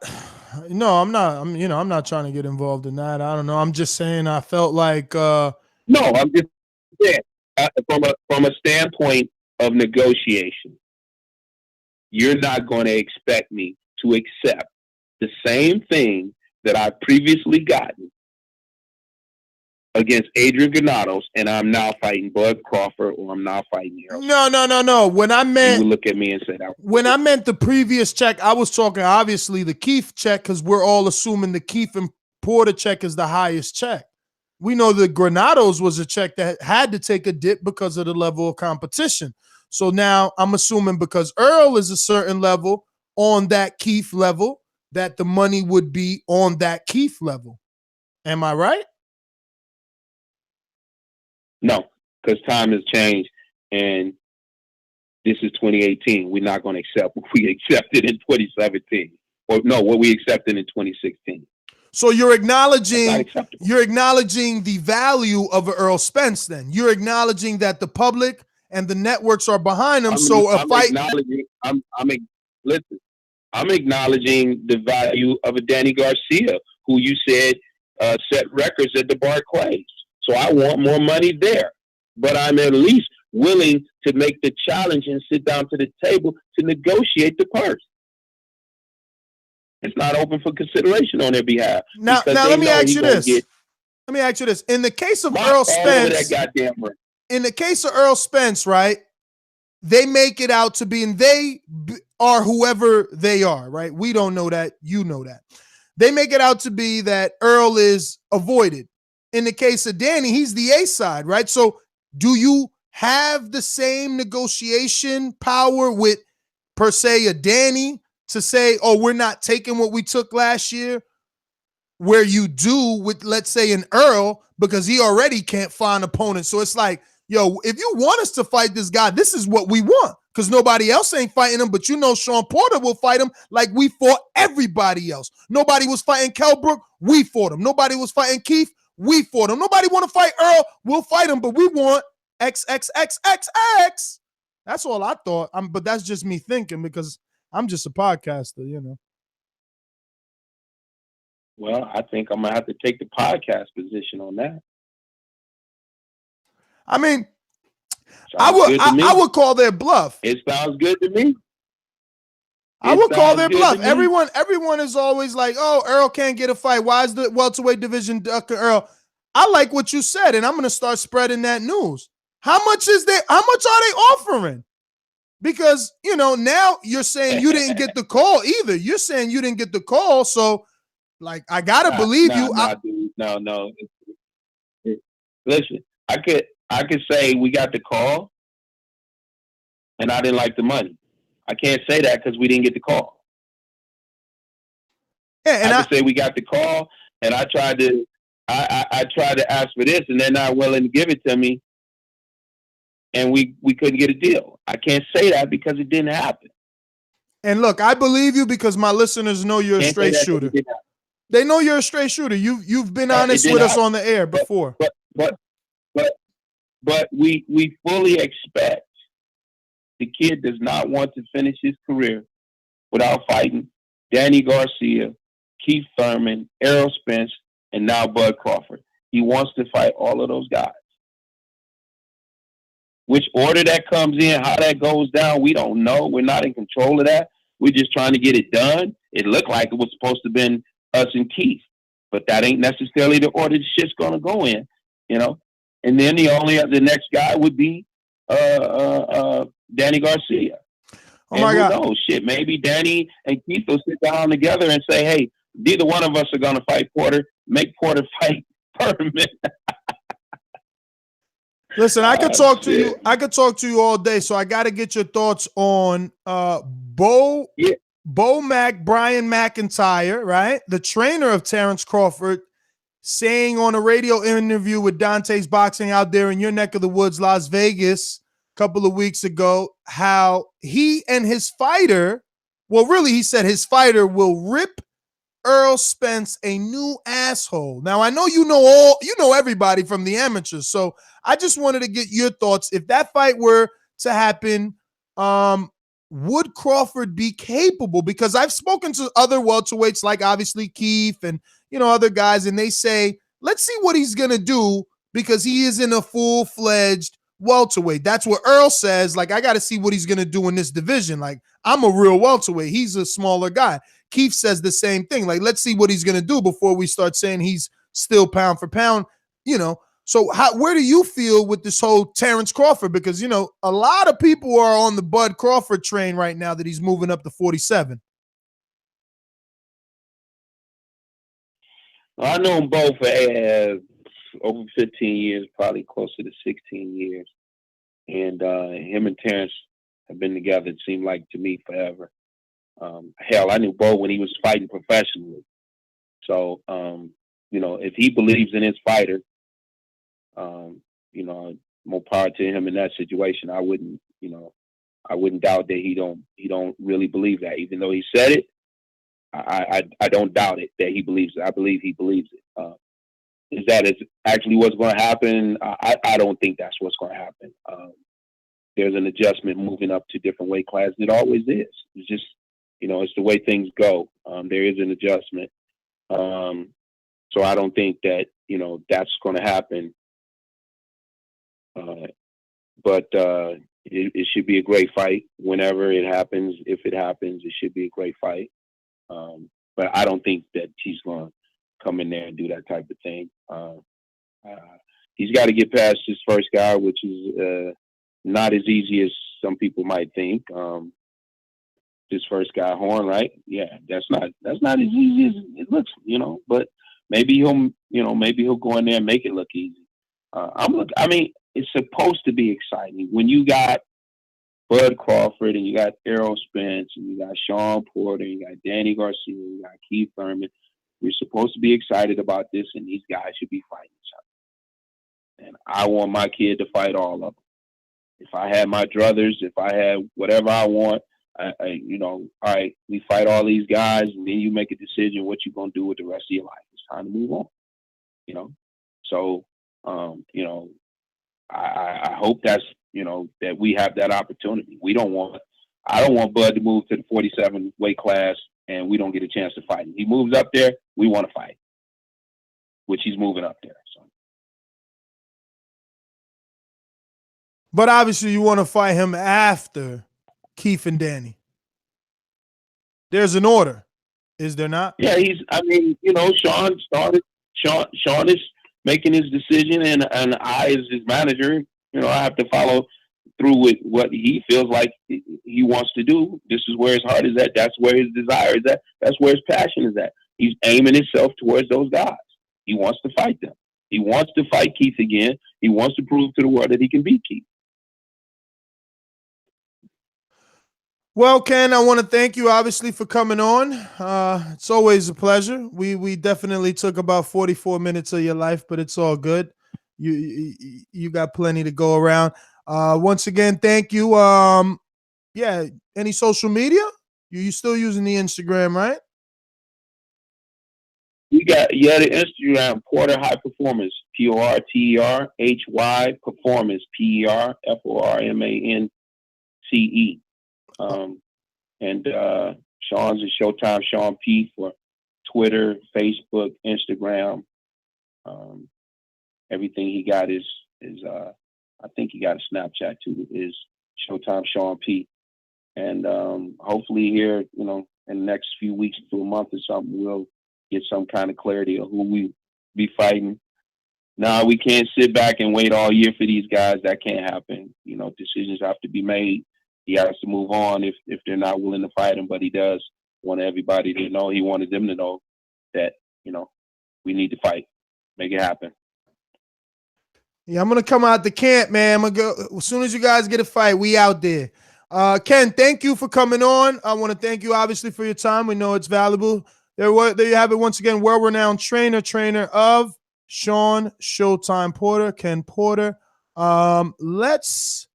We got a lot of topics that we need to breeze by because we got to get to these callers. We talked Eubanks. Alexander Ortiz, we briefly spoke about it being a draw. I'm going to just go ahead and say I thought Alexander won the fight. He was outworking Ortiz. He was more accurate. He was landing combinations. I don't know. Did you watch this one? I actually didn't get to catch the whole fight. I caught some highlights of it, but from what I saw in the highlights, you just said shoot him for not watching that. Yeah, Alexander definitely. Look, I just wanted the world to watch that because I have a feeling one of those guys are going to end up preparation for an Earl. You know what I mean? Meaning one of those southpaws is going to fight one of the orthodox superstars, whether that be Shawn, Danny, Keith. Go, Doomy. I mean, after the performance, since you did see the fight, do you think the performance that they gave, is a fight like that with one of the top stars in their near future? I mean, look, Styles makes fights, bro. Styles make fights. Those are two southpaws versus a southpaw. You know what I mean? So, but I like what I've seen from Alexander, especially on the comeback trail. Like he's letting his hands go. He's looking accurate. He's doing well. He's doing well for real. I don't mind. Again, what I saw from Alexander, I think that now, and even Victor, to be honest with you, bro, right? Because Victor was at least not the same Victor. He was trying. He was fighting with a black guy. He was being hit with combinations, and he didn't wilter. He didn't give up the way that he normally gives up. So, it was a good little scrap. It sucks that the judges got it wrong. We needed a winner out of that. But we even spoke a little bit about Plant, right? And we said we want that he did well. So we need to talk about his Benavidez. Tell me you watched Benavidez. Oh yeah, of course. Yeah, Victor. Of course. I missed the Ortiz fight within I just stepped out of the house real quick and I missed the fight, but I definitely caught the Benavidez fight. And Ronald Gavril, for me, the game plan coming in was a great game plan, man. And I actually thought that it was going to work for a second, but it looks like that Ariza fitness kicked in the later rounds for Benavidez, and he didn't show not the later, bro, because, to me, he seemed like he always had good stamina. No, I'm not throughout that fight, what I'm saying. Not in the past. I mean, like what I'm saying is I didn't see anything kick in. If anything, it kicked in from opening bell because I never seen a dip in his kick in, meaning that when he needed it the most, it kicked out for him, which it didn't happen in the first encounter with Gavril. What can I say about Ronald, man? Levels, bro. It was just levels the way that it looked, right? I mean, god damn, Benavidez is angles. He had angles. He impressed me. And no, he was just so. It was the level of confidence and the comfort that he had in there. I mean, his hands were down. He just was having fun, bro. And his jab was lightning fast from the hip. It was an up jab. It was from off the hip. It could be off the guard. Like he showed. He definitely showed style. You know, the activity that he was using. That's going to be some issues for anybody. I mean. Obviously, we have to believe now that he had the flu in the first fight. Now, let's not get all crazy now, because Ronald Gavril came in to me in the initial, maybe 4 rounds, 5 rounds. I believed he had a good game plan with his jab to the body. He kept jabbing him in his body, jabbing him. Not talking to the mic, fam. He kept jabbing him in his body, jabbing him in his body, and then eventually he just stuck. He stuck with that same game plan throughout the whole 12 rounds. It never changed. He never changed his speed punching. He's got Eddie Mustafa Muhammad in the corner, bro. Well, he didn't show angles. He didn't show variety in his punches. I mean, for all we know, he was just a walking forward robot, and it kills me, man, because I feel as if he would have just changed it up and maybe showed more angles and variation of punches and speed. He would have had a little more success with the younger Benavidez, but. I mean, I don't know if everybody knows, but I was real big on Benavidez was a monster, and he was real big on him last night. He was on one. Listen, throughout the way, and he was giving him the slicing of the throat. You know what I mean? Like, yo, I'm coming to cut you. He was telling everybody I'm getting a knockout. Like, bro, this dude was not playing, and he was punching. You know, I mean, yo, for a second, he actually had me down to him too, because I'm like, look at this cocky kid. You know, he's in the press conference. I'm gonna knock you out. I'm gonna knock you out. And sometimes these fighters say that and they don't do it. I mean, he didn't knock him out, but he put a beating on him. Yeah, he put a beating on him. Put a beating on him. Put a good beating on him too. Like, that was an impressive little beating. I mean, anybody that thought that David Benavidez was a one-trick pony, with his good jab and then his right hand body shot only. No, he showed everything. He was throwing the up jab. He was going from left to right on the body. I mean, yeah, he showed definitely a promising. Now, the thing here is, I mean, look, just after having that conversation with Ken Porter, right? It's like, yo, he's insinuating that the powers that be are trying to build Earl Spence Jr.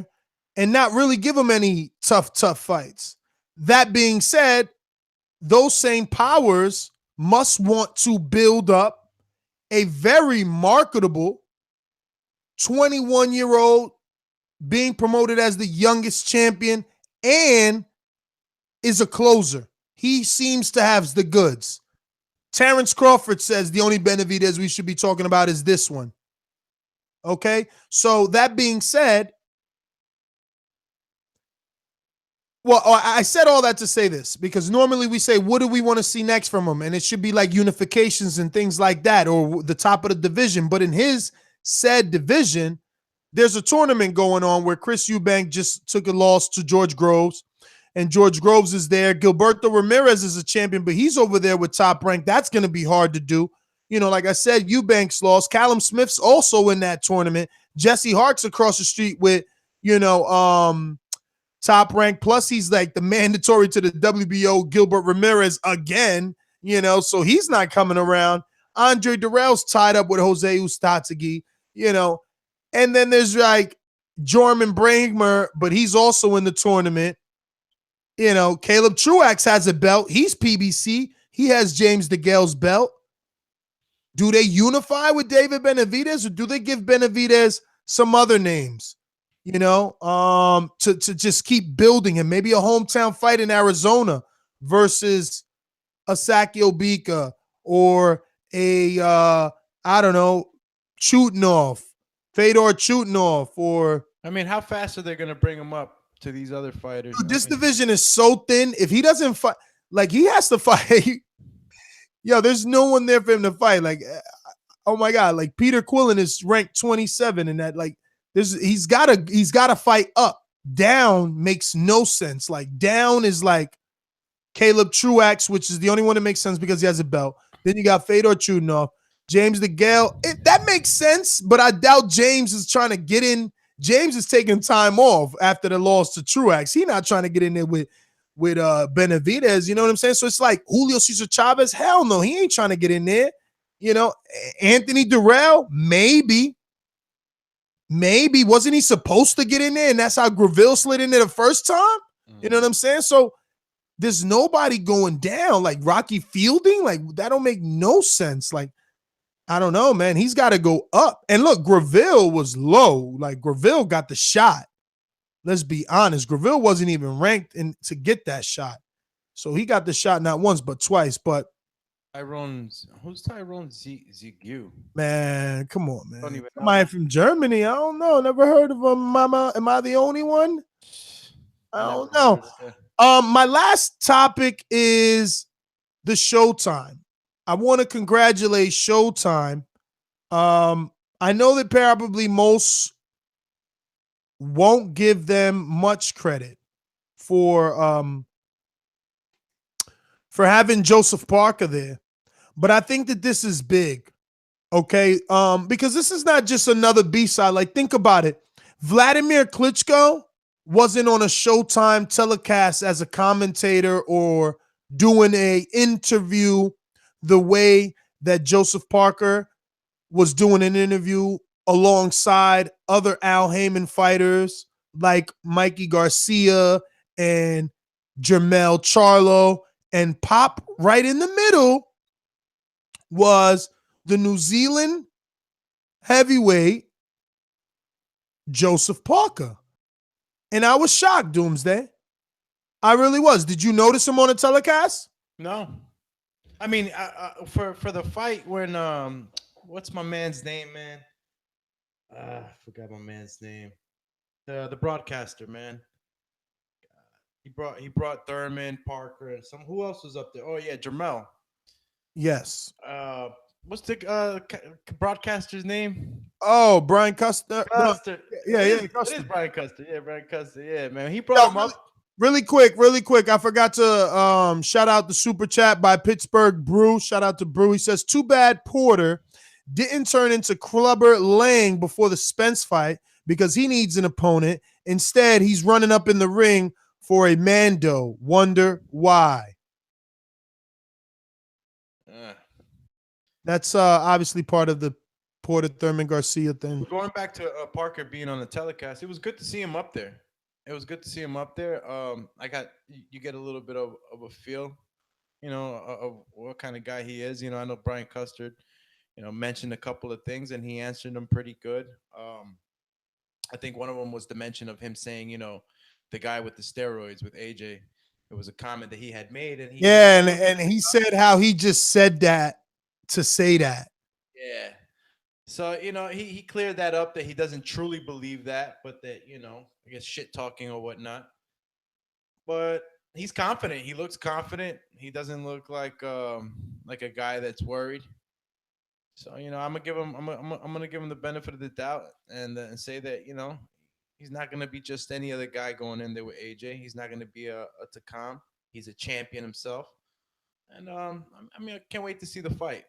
I want to see who's gonna really bring it to AJ and cause some disruption in this, in this freight train that AJ's on right now, destroying that heavyweight division. Because besides Wilder, nobody cares to see. Not cares, but no one thinks that anybody else but Wilder's gonna beat this guy. I mean, am I wrong in saying that, Ness? Or who else is? Tyson Fury. He's just so Tyson Fury's a guy that the public feels can beat him. Definitely if he was back. He was back 100%, the public would be picking Tyson Fury to outbox AJ, I believe. But it's like AJ said, give Tyson Fury 2 fights and the whole public will remember how boring he was. Because let me tell you, I was definitely one who thought he was a bit boring, especially in that motherfucking Vladimir Klitschko fight. Joshua versus Vladimir was way more exciting than Tyson Fury versus Vladimir. That's just all I have to say about that. So if you have nothing else to add to the fact that Joseph Parker was on the telecast, which I found was truly cool of Showtime, doing that, I believe we should move on. Thankfully for us, we got that official interview with Ken Porter. We'll have that clipped up and put out separately for everyone that needs to listen to it. Remember, we're talking Danny Garcia and his big KO over Brandon Rios, who I will remind everyone looked his best. He really did. Then we have Shawn Porter running down all around Las Vegas because it's his town. Ran down on Keith One-Time Thurman and jumped in the ring with Danny Garcia. He wants his shot. Give me my belt. Eubank fell. You know what? All the hype he had, bro. I was so behind Eubank. What you said, bro? Nah, Pittsburgh Brew brought up a good point.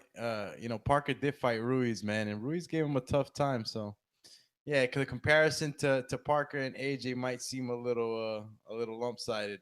Now that you say that, Brew. Yeah, Mike was definitely down. Yeah, man. So let's go out to some callers. Listen, remember to add us on Skype to be part of the conversation. You definitely have to be a friend to be part of the conversación. All right. Doomy, when is the next episode of La Voz de Boxeo? Or Boxing Voice in Español? La Voz del Boxeo. We got a couple of things that I'm working on right now as far as topics. So, we could bet on something for tomorrow. If Nestor Gibbs is up for it in the morning. And I definitely want to remind everyone to head on over to the YouTube channel. We have a few Deontay Wilder documentary teasers that have been released in lieu of what is coming on the 23rd, Friday, when we drop episode 1 of Deontay Wilder, One Face, One Name, One Champion, totally produced and budgeted by the Patreons of the Boxing Voice. So enjoy that when it drops. Patrons get early release, then the public will let you get it. I don't know, whenever the patrons say it's all goody.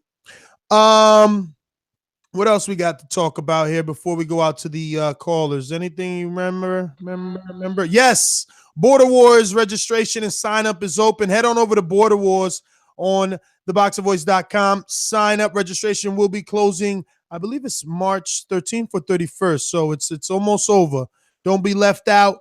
If you don't know what Border Wars is, I don't know. I would say do something harmful to yourself, but it's the internet. People take things serious, so don't do anything like that, but maybe just smack yourself. What else? I don't know. As it comes to me, I'll remember.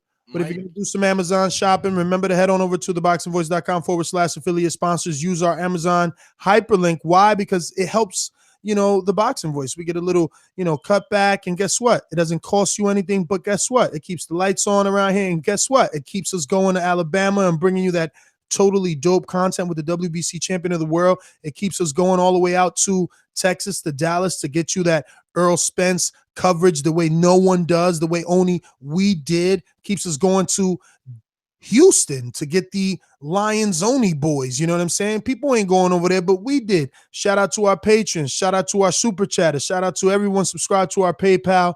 You know what I mean? You guys are keeping it done for us. We're going to go out to these phone lines.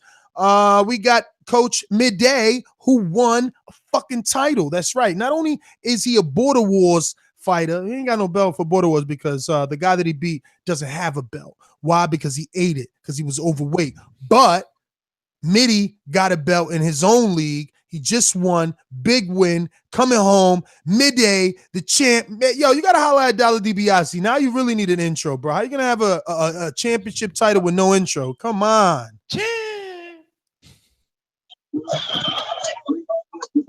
Mitty. Hey, Jay Will, put your mute on. Hey, Mitty, what's up? You talking to us or should I move on? Mitty. Hey, Mitty. Hey, Mitty, where you at? Where you at? All right, we're going to Jason Shaw. What up? Legendary boxer. What up? What up? How come we never talk about all these fucking bullshit ass cards that fucking Top Rank and Golden Girl are giving us? It just seems like you guys never make a dedicated show to that. I mean, we used to have so many fucking shows on PBC giving us bad cards, but now it just seems like all these. What do you mean? Well, hold on. I want to entertain you here a bit. What do you mean by not doing dedicated shows? You mean to bash them or to bash them, to discuss it, to educate the fans that we're getting all this. What fight? Like that. This is the thing, right? I'm gonna pull up the schedule, and I'll just be brutally honest, right? I should probably pull this up on Safari. PBC puts on better cards like almost every few weeks, but then they've ever even put on like what was the best card for Top Rank ESPN? Maybe Valdez Mariaga was the most competitive fight, and that's it. Like, what else was the good fights on Top Rank on ESPN or ESPN I don't know. 2? Let me tell you something though. I didn't even know Ray Beltran fought Friday.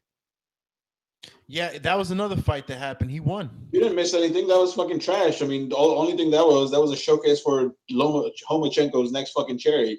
His fucking manager was sitting in the fucking second row with Bob Arum. He looked pissed. They wanted fucking Beltran to look good so they could be like, oh, look at this guy. He's a fucking tough guy. But they kind of threw a wrench in their fucking plans because he looked like shit. So now they're going to have to, do a harder job at selling that next cherry. So that's what happened. They look pissed. He barely fucking won. Yeah, man. I mean, look, this is the thing, right? Every promoter, every network, every boxer, every manager, and every publicist need to take heed and listen very clearly. You have to go above and beyond to get my attention now. There's more than just one product. Ray Beltran is not enticing enough.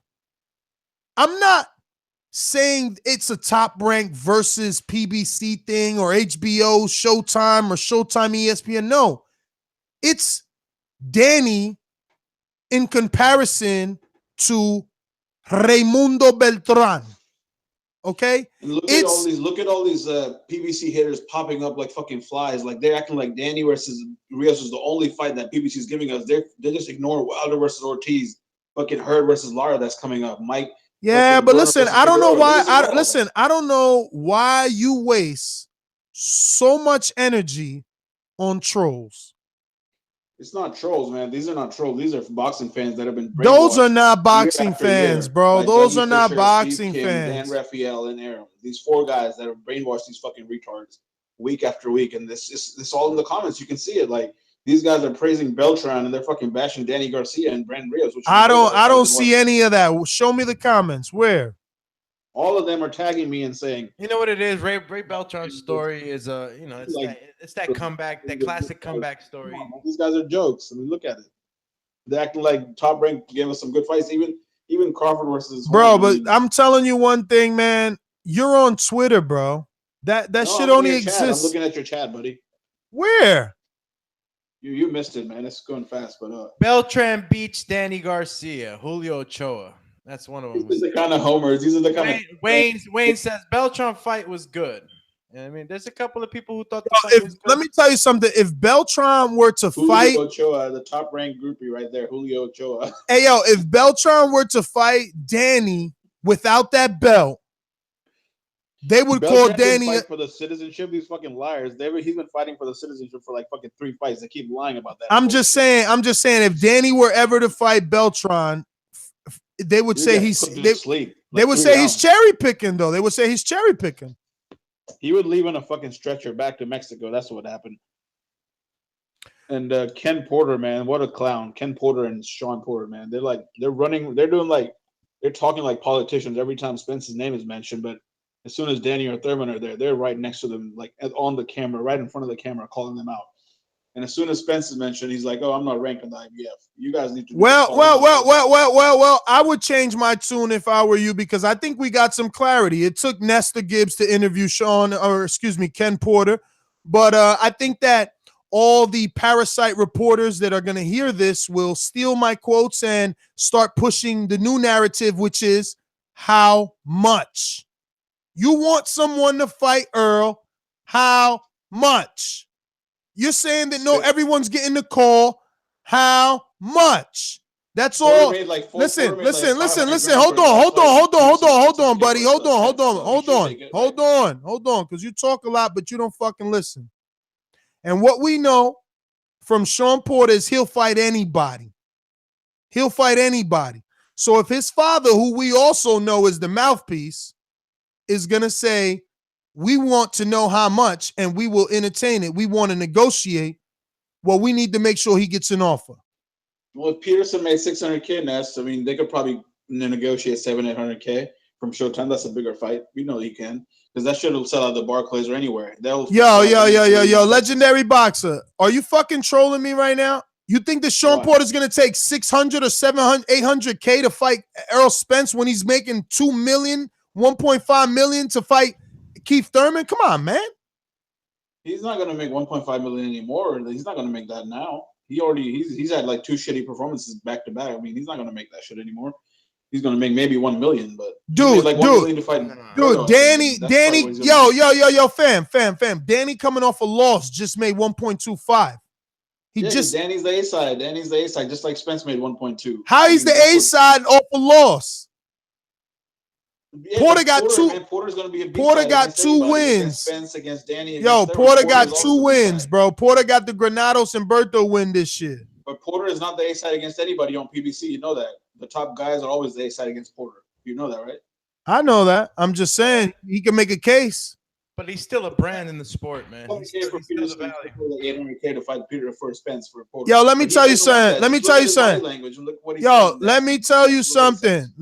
something. If they're offering $800K to any of these welterweights, they ain't getting Errol Spence in the ring with nobody. Danny ain't taking that. Not even Porter taking that. Nobody taking that. Maybe Danny will get more because Danny's a bigger draw. He's gonna sell out the Barclays with Spence. If he'll get $1 million plus. So.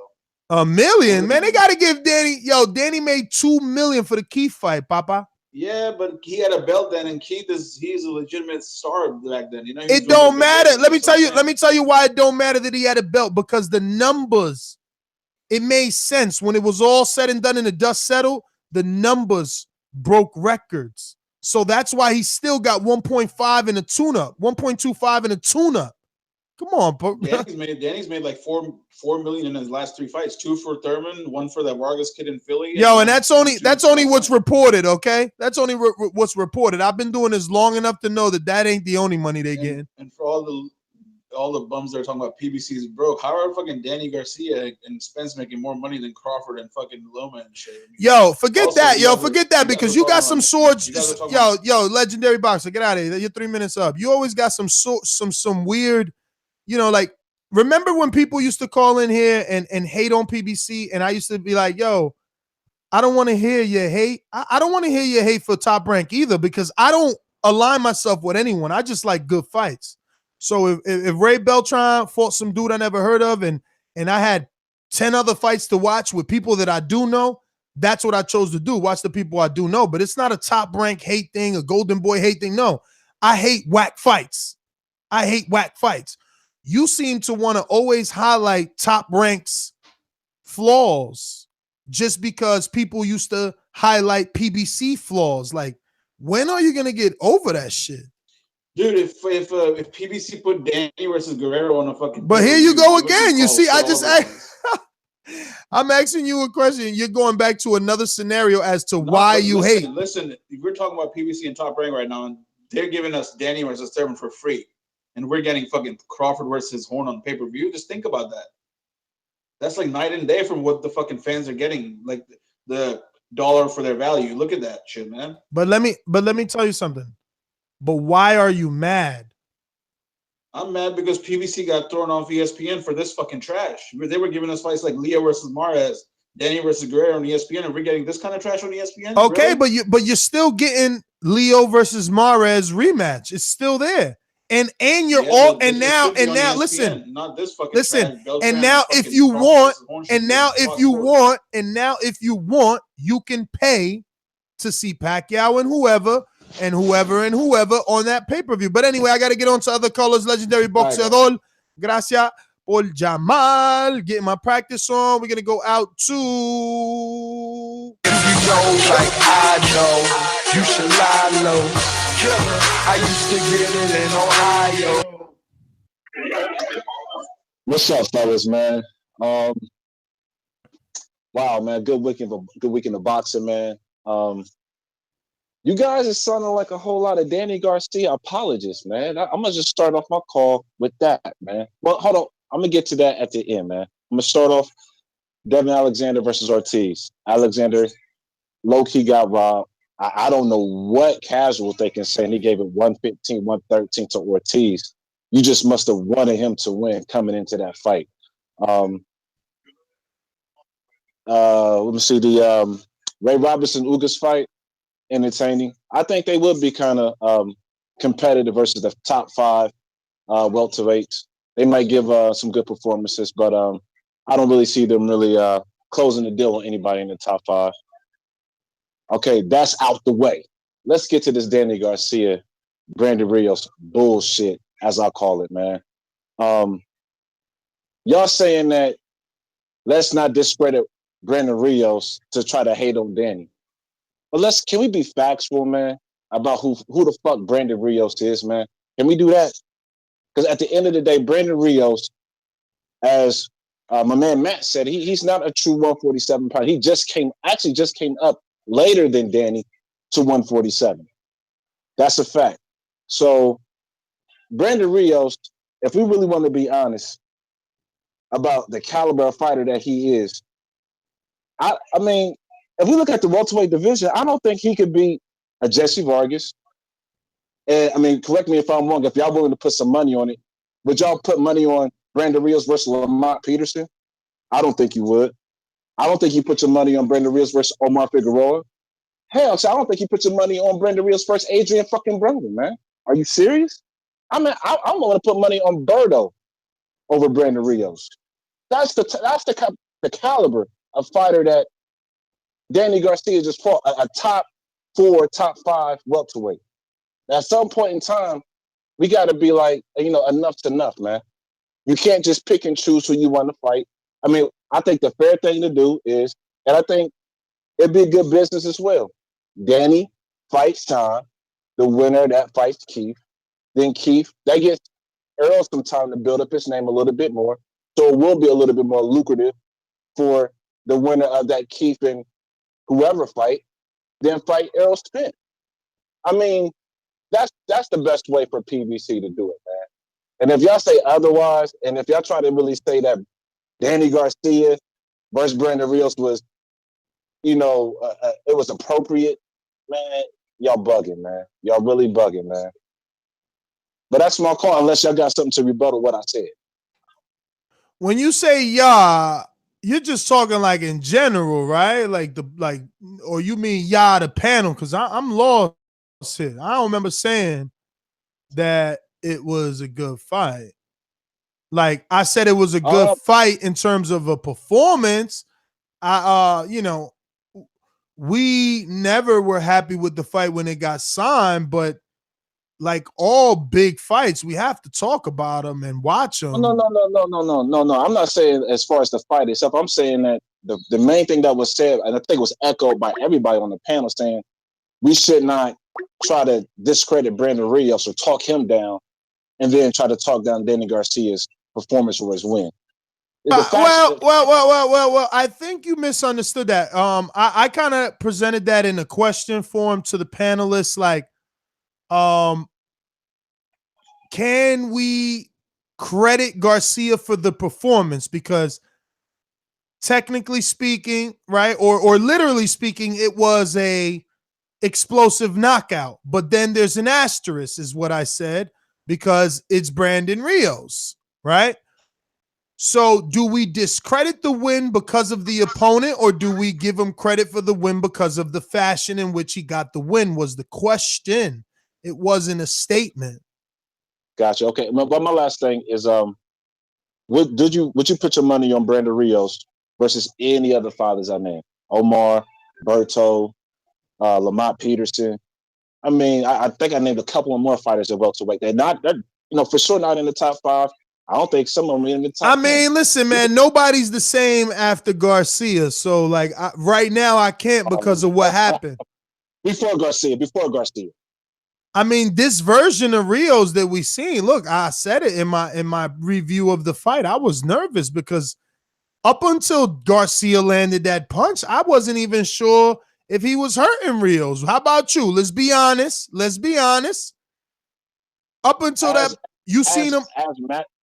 I was going to say, as Matt said, no, Brandon Rios didn't look dazed or wobbled, but certain right hands that were landed, especially certain hooks that were landed, he looked like, okay, it caught his attention. Those punches from Danny I'm going to be honest. I seen Danny land some shit that had me in my room like, oh, but I seen Rios keep coming forward and smiling like, I'm coming to get you. You know what I'm saying? And then it was that one right where he couldn't get up, or he got up, but, you know, it was hard to get up. That's typical Brandon, though. But still, yeah, if you've been watching fights for a long time, you can tell which shot is going to catch somebody's attention. Even though it may not daze or wobble them, that caught his attention. Yo, so shout out to Rios, man. He made $500K for that, I heard. He deserved it for getting his ass knocked out like that, though. He deserved it. I mean, at least he earned it, right? Because like we've seen him not make weight and shit like that. Like he came to fight this time around. Like he fought. I felt like he fought. I'm just feeling like that. That's how I felt. But listen, Jay Will, thanks for calling in, brother. Let me get to Avery plays a little bit of bass. What up? Who's this? What's going on, man? Panel? How's it going, man? It's going good. Who is this? First time calling? Nah, man. Avery, I've called a few times, man. Oh, I'm from Texas. Well, I live in Austin right now, man, but I'm from South Texas. But yeah, I've called in a few times, man. Sweet. Austin. Nice. So talk to us, brother. What you think of this weekend's fights? I don't really think that there was like one big fight that like wowed me, but you know, we had Friday and Saturday. I watched everything. I didn't really score anything. I was kind of like, wow. Wait a minute. You watched everything. So let me get your perspective of that Beltran fight. I heard from someone that it was bad. Oh yeah, that's that guy who's obviously on the PBC payroll, just always calling in and shitting on Top Rank. I thought the fight itself was fine. I mean, look, Ray Beltran. I mean, any other night. Oh, wait. That almost went over my head. You're talking about legendary boxer being on PBC's payroll. Okay.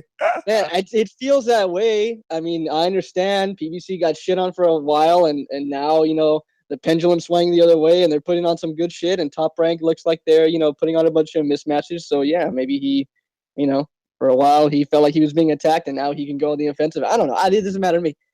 What I'm trying to say is, Ray Beltran is not a fucking main event fighter, but that's what they put on. And look, the fight was cool, man. The fight was great. Lots of back and forth action. I thought Beltran was almost out of there at some point. A bunch of blood and guts. I mean, that's what the fans want to see. You know, that fight was, I'll be honest with you, it was more entertaining than the Caleb Plant versus Porky Medina fight. Not that, you know, I mean, to the casual fan, I really enjoyed watching Caleb work. I think he's a great fighter. He's like the complete opposite of Kelly Pavlik. He has like all the skill and all the flavor, all the defensive wizardry, and he has like no power as far as I can tell. But you know, that's fine. I thought the card was okay. The Friday night Top Rank card. It was okay for what it is. The fans seemed to like it. The ones that were there anyway. So who else other than Beltran was on the card? Because you know, like I said, I didn't even know this was happening. It was Beltran versus that guy from Namibia, and I believe on the undercard of that was, I might be mixing him up, but that Balderas versus who was it fight? I think that might have been the Fox card. Yeah. No. Balderas was that's a Richard Schaefer fighter. That was on the Fox card. I seen that. The Fox card. I actually seen that. Yeah, it was fun, but I kind of got let down. I'm like, yo, how you almost dropped the dude? He hit him with that right hand. The guy goes into the fucking toilet seat position, and then all of a sudden, you know, he stands up. He doesn't go down. It's not counted as a knockdown, which is rightfully the right call, but this guy, this Olympian, couldn't finish the job. He ends up going a fucking 4-round decision or some crap like that. Yeah, I was surprised. I mean, I didn't even know it was a 4-rounder until like it ended. I was like, oh shit, you know. That's why it made even less sense to me that he wouldn't go after him, because the guy has like 3 more rounds to get him out of there, and he had him like how Danny Jacobs had fucking Peter Quillen almost. You know what I'm saying? And it's just like, why would you not go after? I don't know. I felt like he could have stepped on the gas. He just chose not to. You know, Caleb Plant, as I said, another great performance. I think he gives anybody at the top of 168 problems. I don't know if he beats him, because let's be honest, if he can't outbox somebody, he's not going to knock him out. You know, as much as I like the guy, I'd like to see an American, you know, American fighter, you know, like that get some shine, but it's just not. I don't think it'll happen, but it'll be fun to watch him. And Devon Alexander, Victor Ortiz. Yeah, I mean, Alexander won at 7-5, 8 rounds to 4. You know, yeah, he definitely won. I think that was really generous for Victor Ortiz. But I mean, let's be honest, that fight would have been a great main event in 2014. But right now, I mean, any of those guys against the top 5 welterweights, they're gonna get smoked. I feel bad for whoever has to face any of the top 5 guys at welterweight. I feel really bad for Ortiz or Alexander, to be completely honest with you. Yo, but were you not shocked about how many people were there to watch that fight live? I was really shocked, but I don't know where it took place. But let's be honest. I mean, Alexander's from St. Louis, Missouri, Midwest guy. Victor Ortiz is from Kansas, Midwest guy. Yo, it took place in El Paso. Yeah, you see that. I guess that's why it didn't make much sense to me. I'm like, that's really crazy that so many people showed up. But I don't know. I mean, they saw Ortiz is obviously Mexican fighter, Rogelio Medina, Mexican fighter. I guess all the Hispanic fans just, you know, they just fucking showed up in droves. I mean, if I was living there, I would have showed up. Fuck it. But, you know, it was an okay card. What about Eubank Groves? You catch that? Dude, that was my fucking disappointment of the weekend, man. You and me both. So I take it you had Eubanks and he let you down. No, I didn't even have fucking Eubanks winning. I thought Groves would. I honestly thought Groves was gonna like catch him coming in and fucking knock him out. But man, I was like disappointed in both of their performances. More so Eubank, obviously. I mean, he was like swinging wildly. Not a straight punch was thrown from Chris Eubank. No straight punches at all. It was incredible. Listen, the UK has the biggest balls in boxing to talk about Wilder when they have Chris fucking Eubank. He let me down tremendously. He let fucking everybody in the British. Do you see that? I don't know if you've seen it or not. Everybody needs to. Hell yeah. Out. Yo, I haven't talked about that. Let me bring you back on. Actually, you can stay on. That is amazing. I love that. After Eubank loses, he takes to his Instagram and he posts something like, yo, I'll be back. It was a great fight. And right away, James DeGale is like, I said this part, but I'm going to say it again. He's like, Chris Eubank, you're the biggest hype job I've never met. Then Billy Joe Saunders is like, yo, I got a job for you. You can wash my fucking, what'd he say? He said his cup, yo. He said, you can wash my cup. Like, that's your job. You can watch. Yo, I can't believe that the boxers started to get at Eubank after the loss immediately, right? But the best part of all that is that Jamal Charlo comes and tells Billy Joe Saunders, like, oh, that's not cool that you kicking Junior. He calls him Junior while he's down. Shows what type of champion you are. So I don't know if Billy Joe said anything, which is funny. I got to double check that because Billy Joe usually doesn't bite the tongue. And I want to see, will he take the bait? Because that is a fight. That's a fight because Billy Joe could fucking fight and Charlo would have to do more than just be a puncher to get that fight off. But that was pretty funny, man. That was pretty funny. Billy Joe Saunders, he has no chill, man. No chill. What I love about him, man. He's like, that's what British boxers, like, that's what all British boxers should fucking aspire to be, you know? He talks a lot of shit, but he said that 15 hours. He said, I best never lose the stick I dish out, but I do back my shit talk up. Hilarious. I mean, Eubank didn't back any of that shit up, man. I feel real bad for him and his dad. And people are like, "Oh, he needs to get a different trainer." Like, dude, he needs to get a trainer. His dad's not a fucking trainer. Like, come on, man. That's bullshit. I'm really. I feel bad for the guy. He disappointed me, but now I just feel bad for him. Looked like a complete idiot in the ring. I mean, Prince Nassim Ahmed went off on him in like some weird fucking cocaine / booze fueled rampage, afterwards on ITV. It was hilarious. If you haven't seen it, go watch it. He said, like, at the end of it, he was like, I think Chris Eubank Jr. just needs to retire. That's what he said. But he said it straight to the camera. He's like, which camera can I look into so I can just tell the world that Chris Eubank Jr. needs to retire? And I was like, oh my, when you got Prince Nassim fucking saying that shit about you, you need to take a long look in the mirror, man. Jesus Christ.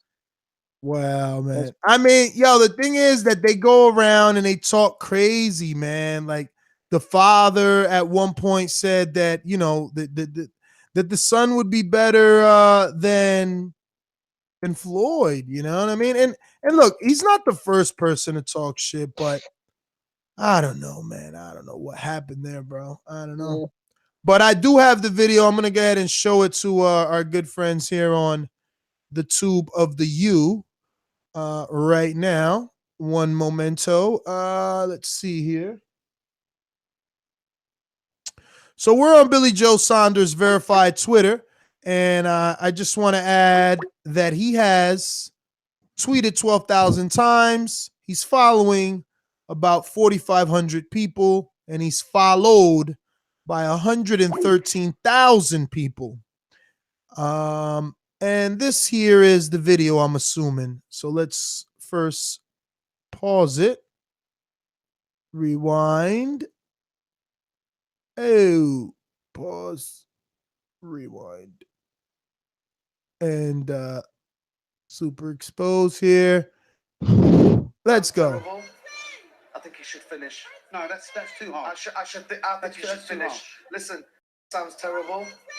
I think he should finish. Oh, so that's only when he's telling him he should quit. He said he thinks he should finish. I thought that was going to be the whole interview, but I guess Billy Joe just wanted to do the boomerang shot of that. Well, there you go. At least you've seen it's not a lie. Hamed is definitely recommending that he quit. Let's get back to some callers here. Who do we got? We got in Hotlanta. Oh, we don't have his intro, right? Fuck, he didn't send it. Come on, what's going on there, my good friend Milkman? How are you? Yo, what it is, man? Can y'all hear me? Yeah, man. When you gonna email me that intro, man? It's one of my faves. I'm gonna shoot it to you tomorrow, man. I keep forgetting, man. It's ThaBoxingVoice at yahoo.com, right? Yes, sir. All right, I got you, man. I had to hop on Skype because I think Blog Talk was having issues. But good weekend of fights, man. Good weekend of fights. Good interview with Kenny Porter. Nice little impromptu drop by him. He brought up something that made me think. He said it's all about prize fighting. Now, correct me if I'm wrong. And the reason I bring it up is because I think this guy is the biggest prize for anybody in the welterweight division. But I haven't been hearing anybody call his name out.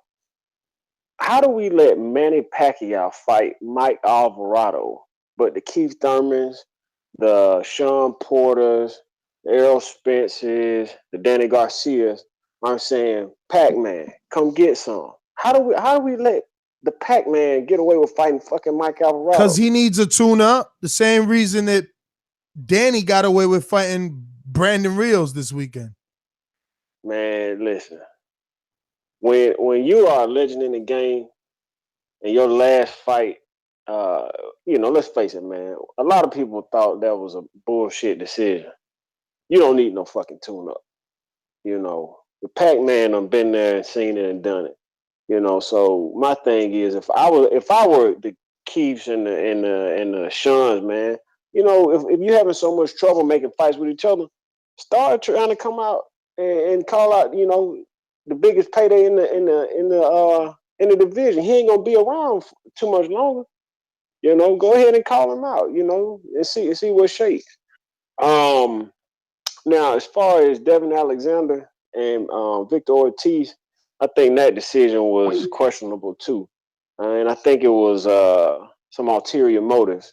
You know, somebody probably got a phone call and said, "Y'all go ahead and make this shit a draw because we got future plans." I think what they can probably do with Victor Ortiz at this point. I mean, I think even though I still think Victor Ortiz will win, I still think him and Rio should go ahead and settle that bad blood, man. I think you can sell it. And then Devon Alexander, I mean, he looked pretty sharp. So, you know, I think he can mix it up with, you know, top 10 guys. But you know, as far as Garcia goes, I mean, it makes sense to me to have Garcia and Porter fight, and then Thurman fight the winner of them. And then after that, whoever wins that fight Spence. But the welterweight division is hot right now, man. It's sizzling hot. It's stacked, and you know, these guys can only avoid each other for so long. And you know, we'll just have to see what happens. I think Keith is in a position now where, like you said, Floyd was. You know, he has the most bargaining chips, and I think even if he doesn't take a big fight this year, we'll deal with it and we'll complain about it. But as soon as he announces he's going to fight the Garcias or Porters or Spencers, we'll be right back in front of the TV ready to watch. So, you know, we just have to see how it shakes out, man. But yeah, somebody needs to call Pac-Man out, man. You know, if they can't get these fights with each other, call Pac-Man out, make the fight, get the biggest paycheck, and then move on with your life. That's my call. Milkman, thanks as always for calling in. We're going to go out to Andre. What it do? What it do? Yeah, what it do? Can you hear me? Loud and clear. Crystal, actually. New mic. Yeah, you can tell. First of all, I have to say, guys, great trip to Alabama. Look, I can't wait to see the video. But in regards to this weekend's fights, man, I have to say Eubank disappointed me so bad that I left a sour taste in my mouth the whole night, man. But other than that, man, what do you thought of the production of over there in Manchester with that promoter doing that at the arena? What do you thought of the telecast and everything? Was biased? I felt it was kind of biased a little bit towards the Groves. What? I mean, I watched it on YouTube. The the World Boxing Super Series YouTube channel. The stream and the production were great. I think that the production was great. The lights, everything. I mean, it always looks good. I like their aprons and everything. As far as bias, I can't really say that they were biased. I mean, he was whooping his ass. So like, they were talking about Grove. So I mean, but it was rightfully so because I mean, Eubank had no answers. I mean, they kept saying it like, wow, he's falling behind, you know, now he's behind. And I mean, I don't know what more they could have said or how nicer they could have been. Like, he really wasn't doing nothing but just being crazy wild, bro. One last point before you cut me off. Porter mentioned on a lot of interviews that these boxers get contracts a day before their fights. Is that common practice in boxing? I never knew anything about that until Porter Sr. mentioned that. Is that common right now in boxing? Getting last-minute contracts that you don't know if a fight's guaranteed because you're not getting a contract well, no, it's not that it's not guaranteed. And I'm not going to say that it's common, but I've heard of it, yeah. The thing is, you have to agree to the fight. Like if Danny says he's going to fight Earl, right? When he tells Al, I'll fight Earl on June 16th. Right. That's it. He said that to Al. So like you get the contract when you get it. That's what you said. The money's agreed on. It is what it is. You're like, you get the contract that week on fight night. I mean, I've heard of that. I really have. When's the next road trip for you guys, man? What you got planned out for the future, man, for the spring? I mean, hopefully, you know, we could gain some Patreons and kind of recoup. But it's Earl, obviously. Earl, we got Earl, Keith, and Jermel. Okay. Hit that super chat up, guys. Come on. If you want this content, you got to contribute, man. This things cost money, man. Yeah, man. We're waiting on Anthony Joshua. See, after we drop this Deontay Wilder, see if Anthony Joshua doesn't decide to give us an invite. All right, man. Well, look, man. Have a good night, man. Glad you made you guys back safely. Well, thank you, and thank you as always for the support, brother.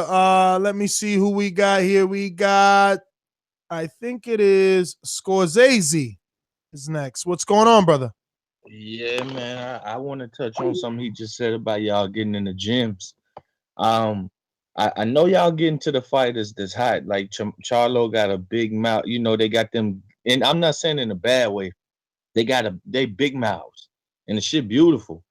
But their opponents right now, you know, like I think I got a good idea for you, maybe. Like and this involves maybe TBE. Go get in that Badu Jack camp. They got an excellent fight coming up. Tell them, say, hey, you think Floyd can watch you come train? Them numbers right there, right or wrong? Absolutely. Badu Jack is fighting Adonis Stevenson. When is that happening again? May 19th. And he said he's in camp. Y'all had the interview up. He said he was getting in camp. I don't think it was in your video I saw, but he said he'd be in camp for 8 weeks. 8 or 9 weeks is all he's going to do hard training. So, I mean, you know, tell him Leonard come through. If Tank's around, that's the Mayweather gym. And he's actually like somebody just said, the welterweight division is sizzling. No, it's not sizzling. You're sitting there and you're wondering when the waiter's gonna bring your food. You already ordered this a long time ago. That's what it's doing. You got Shawn Porter going out of character to call out a former champion while current champion sits up there like, y'all lame. That's what did you see that tweet? Y'all lame? I saw that. Shit. Yeah, and it's the correct thing, bro. It's the correct thing. This dude sitting up here like, man, I got the title that you lost. And Kenny Porter called in trying to talk about a former fucking junior welterweight that ain't done shit at welterweight. Man, get that shit out of here, man.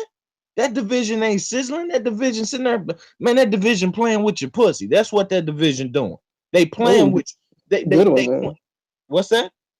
Hey, nice analogy. I like that, man. Yeah, they doing all this foreplay, man. Nah, man, it's boxing, Brandon. I'm trying to see some hands. I'm trying to see who the best in the. I think Earl's the best, but I ain't here to think, man. I'm here to see this shit. I'm here to say, yo, if the fight is near me, maybe I want to go. Maybe maybe I have a party or something. That's what I'm trying to see. I'm trying to see somebody set a standard. They not doing that. I like the names, but man. Look, you got Crawford fighting Horn. You got Pacquiao fighting God knows who for God knows what price. What ain't no point in that shit, man. Ain't no point. But I mean, like I said, Nez, I hope you look into that, get down there, and then we can really talk about a division that's probably sizzling. Like, because that division got Bivol and what's the name coming up? Bivol and Barrera coming up. That division got Jack Stevenson coming up. And potentially Vazic after that. That division actually is sizzling, and they have mandated fights. Hey, man, get that super chat sizzling because that shit costs money. And I just took a big trip. Remember, the production that we're doing for Deontay Wilder is something that we never done before. It's on the level of what we did our previous border wars on. It costs a lot of money to get that boy down here from Australia. So, It was dope. I like the Well, it ain't over. It ain't over. That's just the teaser. The episode drops Friday. Episode 1 drops Friday. The shots are like I can't. It's like stop signs. You look just shooting the environment. I like that shit. That's I'm cinematic myself, so I was appreciating what was going on. And with him, you doing it right. Like they got the right fight. Deontay Wilder should have had this fight maybe 3 years ago, but so it's here now. I ain't complaining. So that's like, yo, it's hot, but man, with Charlo's, and I like what Charlo did. He told Porter, you ain't getting fights down there, bring your little ass up here. I loved it. That was Jamel telling him, I got work for you. So them guys, they talk, they do everything well, and I love the way Jamal, Earl. Yo, did he say that for real? Telling him, bring his ass on. He said he got work for him. But yeah, he got videos out here. If you can't get Keith, if you can't get Danny, you can bring your ass up here. And that's what it is. Come get him. So I like the way the actions. That's kind of weird, man, to me. Why would it be? He wants big fights. He wants names. He wants somebody name, and he wanted Hurd or Lara, but they picked each other. Now he want the winner. Why he waiting? He a lion. He a lion.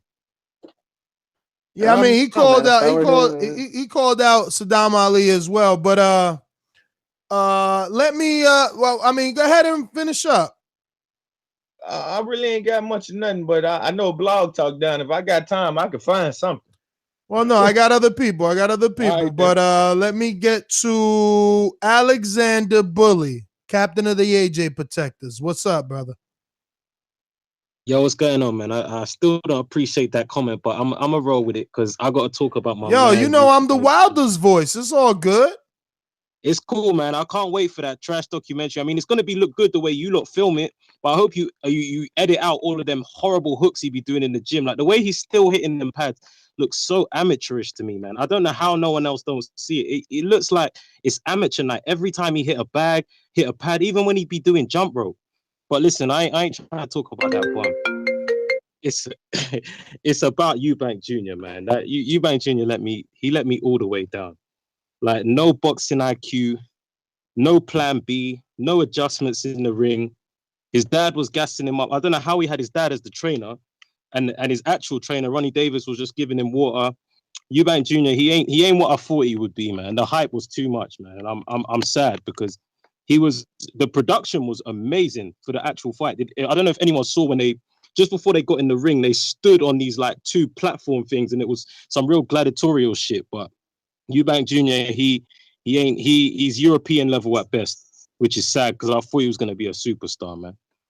Yo, so now they got another brother and shit. Who's this other brother now? They just trying anything, man. Is that really a Eubank? Oh, Harlem Eubank, he trash as well though. Nah. This other one, another one. It's like with an S. Spartan Eubank. I don't know. Someone had a pro day.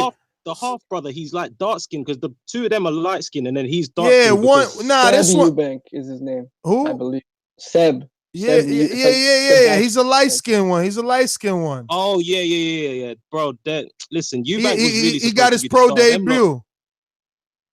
Pardon? He had his pro debut yesterday. How did he do? I didn't even watch it. I ain't even gonna. I mean, he got the win. In knockout? Man, I don't fucking know. He got the win. Well, listen, I can't mess with the Eubanks no more, man. After what I saw, it was over with them, man. Yo, I felt sad too, man. He fooled me, bro. He fooled me, man. Like I watched the Billy Joe Saunders fight, but I'm like, yo, Billy Joe is a tough fight for anybody, bro. He's good on his toes, man. Mm-hmm. So I gave Eubank, I gave him benefit of the doubt. I gave him a second shot, and he was blowing through the nondescripts that he was supposed to blow through. I just didn't think that he had no answers, bro. Like, this guy has no game plan, bro. He just is like, I'm here to land big shots and overwhelm you, but if that doesn't work, so what? I'm just gonna lose. And that's crazy. Like, one thing I really didn't like was the fact that he had no one to actually tell him. I felt like if you ever see Adrian Broner in his corner, it's like he can tell any trainer, just shut up, I'll do it myself. It was the same thing. His dad was just talking. There was no one to say, look, Eubank, get your head out of your ass and let's actually fight. Let's do this. Let's jab more. Let's do it was literally, I believe I'm the one. I can do whatever I want. You can never be a champion like that, man. Even Floyd will listen the hell out whenever his dad tell him what to do. I don't feel the same with Eubank, man. He done. I'm close to saying he a bum, but not yet, because we don't know yet. He didn't even use a jab, bro. He didn't even use a jab in that fight, bro. I mean, I don't know. It was just wasn't the best performance. But what else you got for me, Alexander? That's it, man. I'm just eagerly waiting for that Deontay Wilder first episode. Well, let's just be honest. I don't know how eager you are. I mean, we got an intro, right? I'll even play it since I have time, right? Let me. Where is it? Where is it here? Dollar D Beyonce Watch Productions. BJ was gonna beat me, then yeah, you predict he's gonna beat me. He got smashed. This is Robert's intro, but listen to the words. Why is Wilder so damn nice, brother? This guy has been pro for like 8 years, 9 years. If Wilder wants some of his work, you can definitely get it on 8. Okay, he says, why isn't Wilder fighting these guys? He's been pro for like 8 or 9 years, but if Wilder wants some of this work, he could definitely get it. What year was that interview? Bro, I got no idea. Yeah, you know, because it's been a few fucking years. And listen, you lot better put me in one of them sound bites, like just going in on him for one of these episodes. Like, you lot need that. No, I'm not. I'm just saying, like, Wilder can't get the fight until Joshua says yes. He's the A side.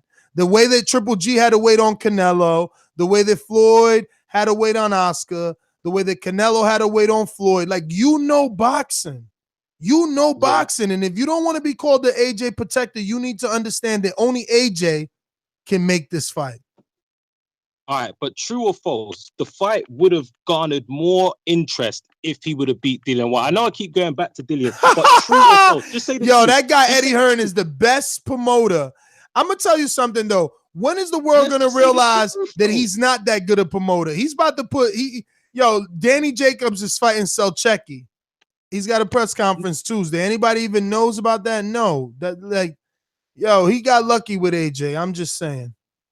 Hey, Ness, just tell the truth. Like, if he would have beat him and knocked him out badly, the UK fans would have said, "We want this fight now." Not Ortiz. Let's just be honest now. Possibly. be honest. Possibly. But listen, that's not what you're getting. Because Wilder wants the people that people think he will lose to. No one thinks he's going to lose to Dillian White. No one thinks he's gonna lose to Ortiz when he's off them steroids. When he was on that juice, maybe, but the man's like No. old. What's really happening is now everyone is abandoning shit because the fight is signed and they know it's really gonna happen.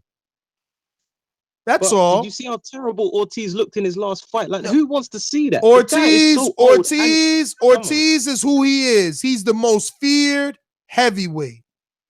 That's who he is. Don't try to change it now. I see the comments. People talking about now he's 45 years old now. They just want to discredit Wilder before he gets the win. I get it. But listen, there's only so long fake thugs can pretend. They're going to have to get in the ring. I'm telling you, I'm going to be right there too. I'm going to be right there. I can't wait. Where's it going to happen? Where's it going to happen? In Wimbledon? Or Wembley? Wembley. 90,000. I mean, it's not going to happen in Alabama, is I'm it? out there. Come on, man. Fuck out of here. I'm out there. Well, I don't know, because in Wembley, the tickets are like $20. No, they're not, bro. No, they're not. Shit. I know they'll make more money in ticket sales in Las Vegas than they will in over there. Are you crazy? Like, the money that you would get over here compared to over there with Deontay Wilder. Who care about Deontay Wilder? Bro, do you think that, I don't know, let's name some people that show up to fights. Uh-huh. I don't know. Rosie Perez is a lot of fights. You think she's flying to the UK to watch Deontay Wilder and fucking Wilder fight Joshua? Okay, well, I don't really give a fuck about Rosie Perez. I know 90,000 are coming if Deontay Wilder fight Anthony Joshua in Wembley. Okay, what about P. Diddy? What about Sylvester Stallone? He's always at the fight. What about Denzel? He's always at the fights. What about those guys? Bro, are they gonna fill out Are they gonna be 90,000 Denzel Washingtons? Like, Dude, what are you talking about? That fight ain't happening over there. It's not. It's not gonna happen over there. In front of 16,000 rather than 90,000. And which one's gonna pay more? Who's gonna pay more? Tell me. I'm just telling you, it's not gonna happen. The plan is for your boy to fight Gerald Miller to build his American name. You'll see. I guarantee you it's Wembley. I guarantee. I'll put anything on it. I don't even know what to say, man. Look, it's hella late round here. It's 2:52 in the morning. I'm out, man. Put your paycheck on him. Nah, I'm trolling him. All right, Alexander, peace. James, talk to me all the way in Australia. What's up, brother? Hello? Yeah, we hear you. Oh, mate, it's a big weekend of boxing, but there's a fair bit of disappointment for me. Eubank was absolutely fucking woeful. I got drawn into that one too, man. I feel embarrassed. Like, he was incredibly bad. No plan at all. Groves just controlled the pace. Imagine how I feel, bro. I used to do shows anytime he did, like anytime anything was said in the media about him, I would do a show on it. I thought he was the goods. I can't believe it. I mean, I'm not gonna say the goods, but I believed in him. I wasn't right on his dick. Like, I mean, I remember on the way up, I was never really into him. I picked Saunders to beat him, and I never thought he was the god that his fanboys did. But I definitely thought he had more to offer. I mean, Groves isn't impenetrable. Like, I mean, he's not. Groves isn't like some Willie Pep, and like he couldn't do anything. It looked like a bar fighter, like some drunk spastic trying to fight a boxer. That's how bad it was. Like, and the thing that fucking pisses me off the most is he is completely unable to acknowledge how bad it was. He came out and said he won. Like, he's just completely delusional. He's not going to grow forward at all or learn anything. He's just holy shit. Did he say he won in the post fight? I didn't even stick around for that. He said he thought he won. Then he started calling everyone out. Called out Gal, called out Truex, and said he wanted a rematch with Groves. He said 108, 118, 110, man. That's what he said. Oh man, he's delusional. Completely delusional. Like, it's insane. And it's funny because I seen that Caleb Truex. I seen Caleb Truex tweeted like, "You got your ass kicked by Groves, and you're calling me out." That's backwards at Chris Eubank, and I'm like, what is he talking about? And now I know. Like, wow, it's unbelievable. At least Senior kind of was a little bit more realistic about things and admitted that it went terribly wrong. But Junior is just like unbelievable. He actually thinks that he won. I just don't get it, because normally I say, well, man, he needs to come to America. But bro, he's been in the Mayweather gym. He's trained with Floyd Sr. Like, is it just pad work? Like, that's my problem. I can't believe that he fooled me. I thought all this high activity and letting his hands go, and then he just doesn't even know how to let him go versus a good fighter. What it is, though? It is. It's highly athletic guys can look good. They look good in the gym. They look good against bums. They look good when against the right person. It's the same with Broner, But they're highly athletic. There is skill there. But you put him in with someone who's actually, a world-class boxer, and they're going to look shit every fucking time.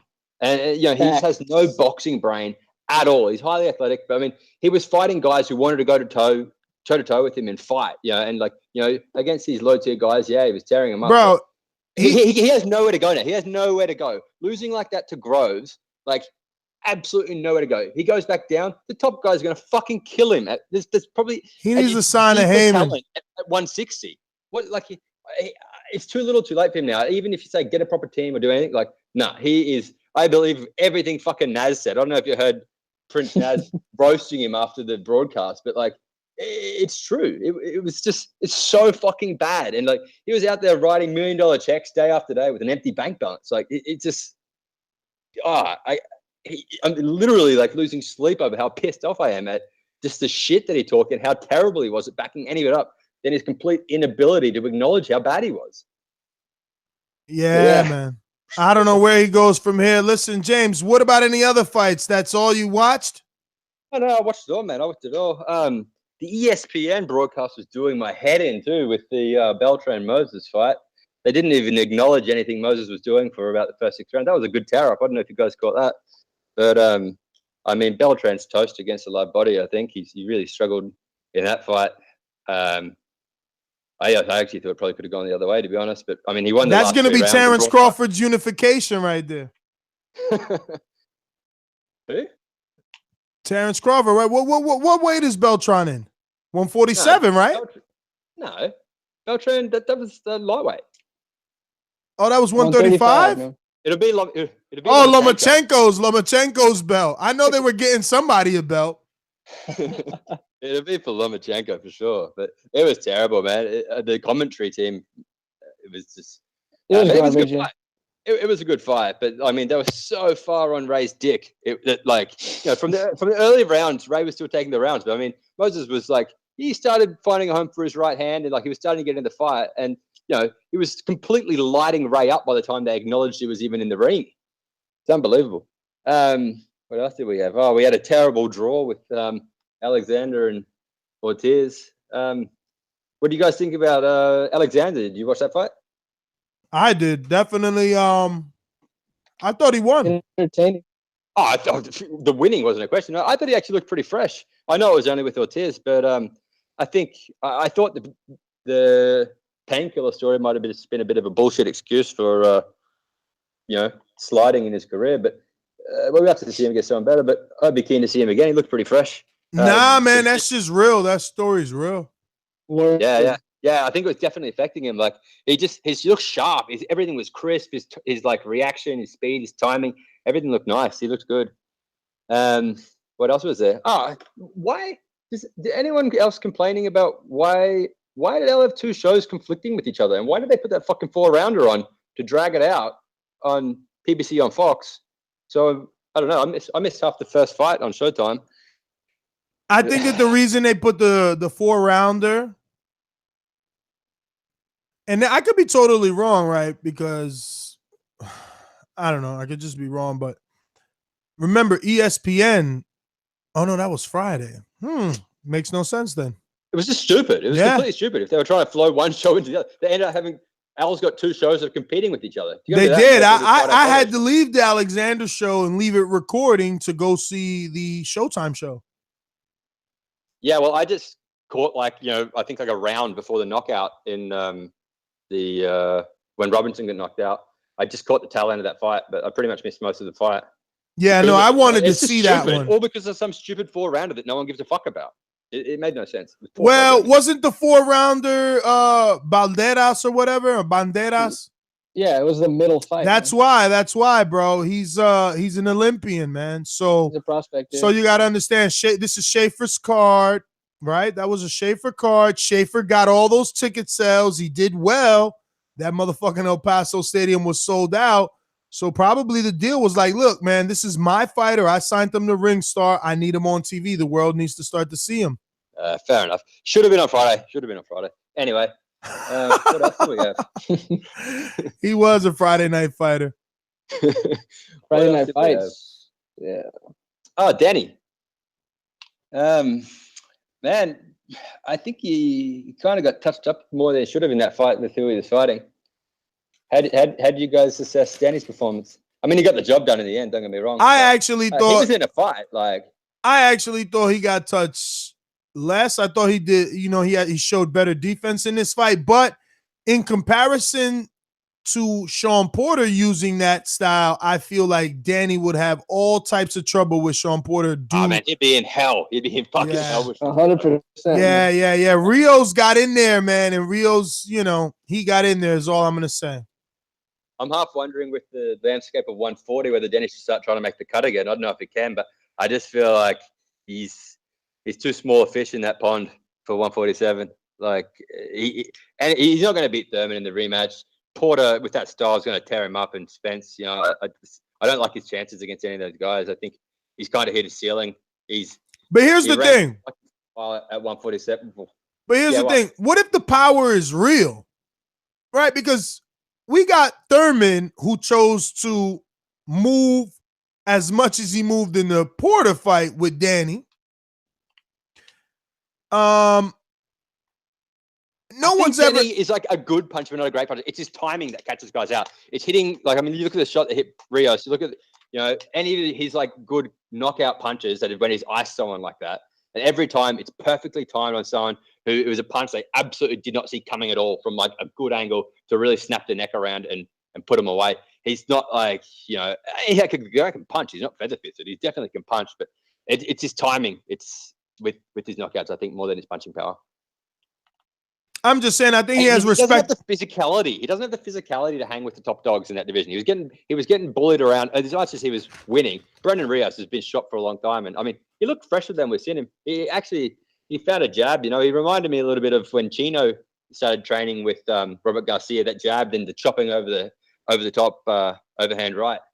Rios looked the best he's looked in a long time. Agreed, dude. He was hungry. But that was probably a fun fight. But off the back of it, I just think that Danny's kind of got nowhere to go in welterweight. I don't think he probably could cut the weight anymore. But I mean, Junior Welter's kind of looking a little bit interesting now with Crawford gone. You got a few guys kind Damn, of the coming up. the chat is saying that Balderas was on PBC, not on.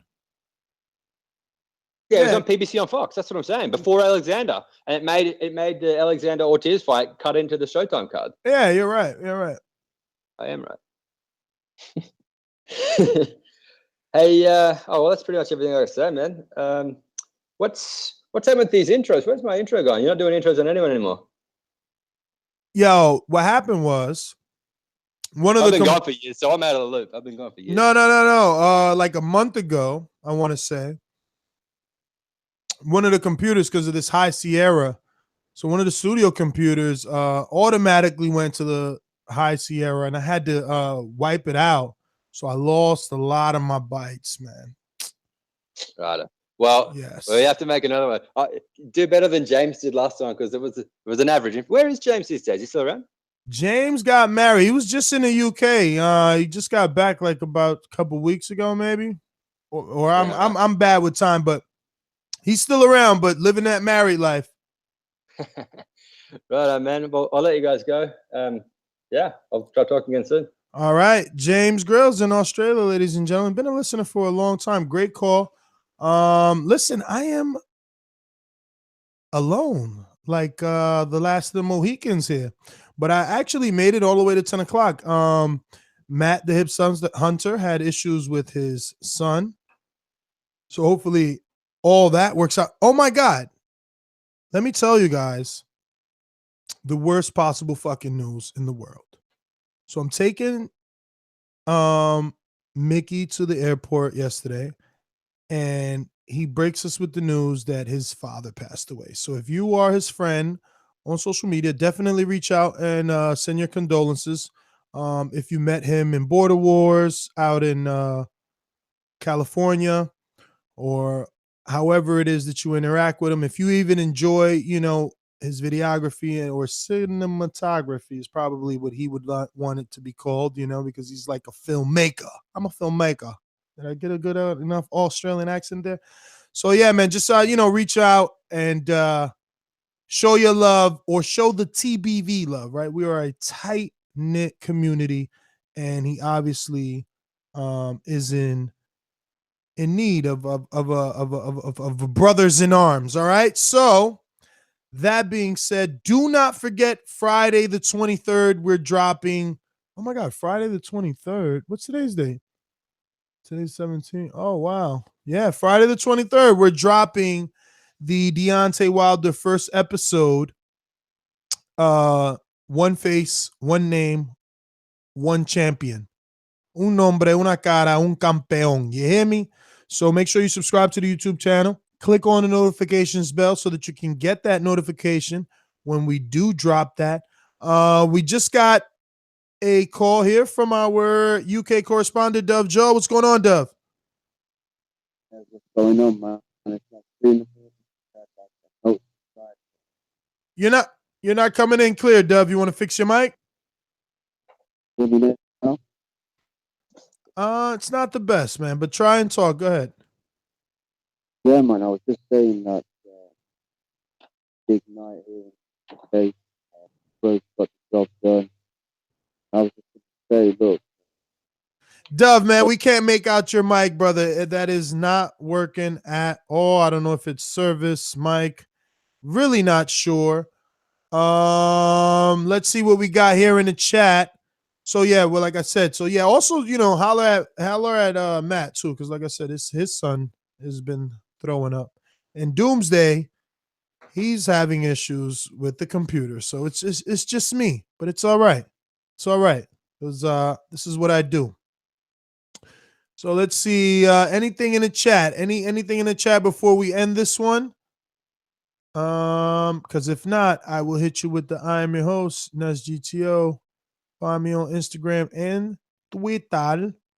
Don't forget to subscribe to the YouTube channel.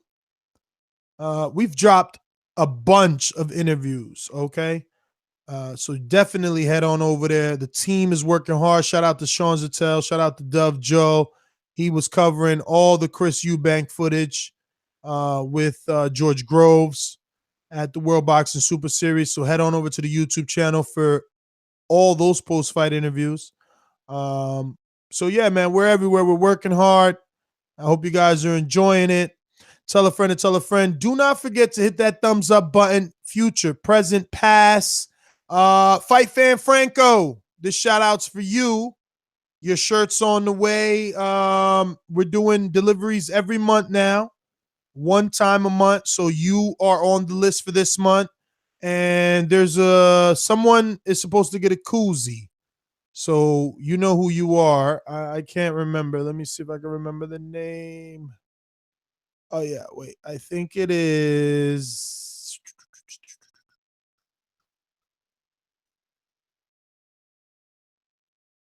I don't know. I'll let you know, but you know who you are because I sent you and I asked for your address. Also, Fight Fan Franco, I need your first and last name to actually be able to mail that out. And if anyone else, if I owe you something, hit me up on Patreon, send me a message. I'll double check it and I'll put you on for this month's deliveries. All right. Like I told you, we got a delivery service, so things will be rolling out nice and sweet moving forward. Do not forget to follow us on all forms of social media to stay up to date on everything that is the Boxing Voice and hashtag TBV Podcasts, Instagram, Twitter, all at the Boxing Voice. YouTube, you already know. People, thank you for tuning in. Peace.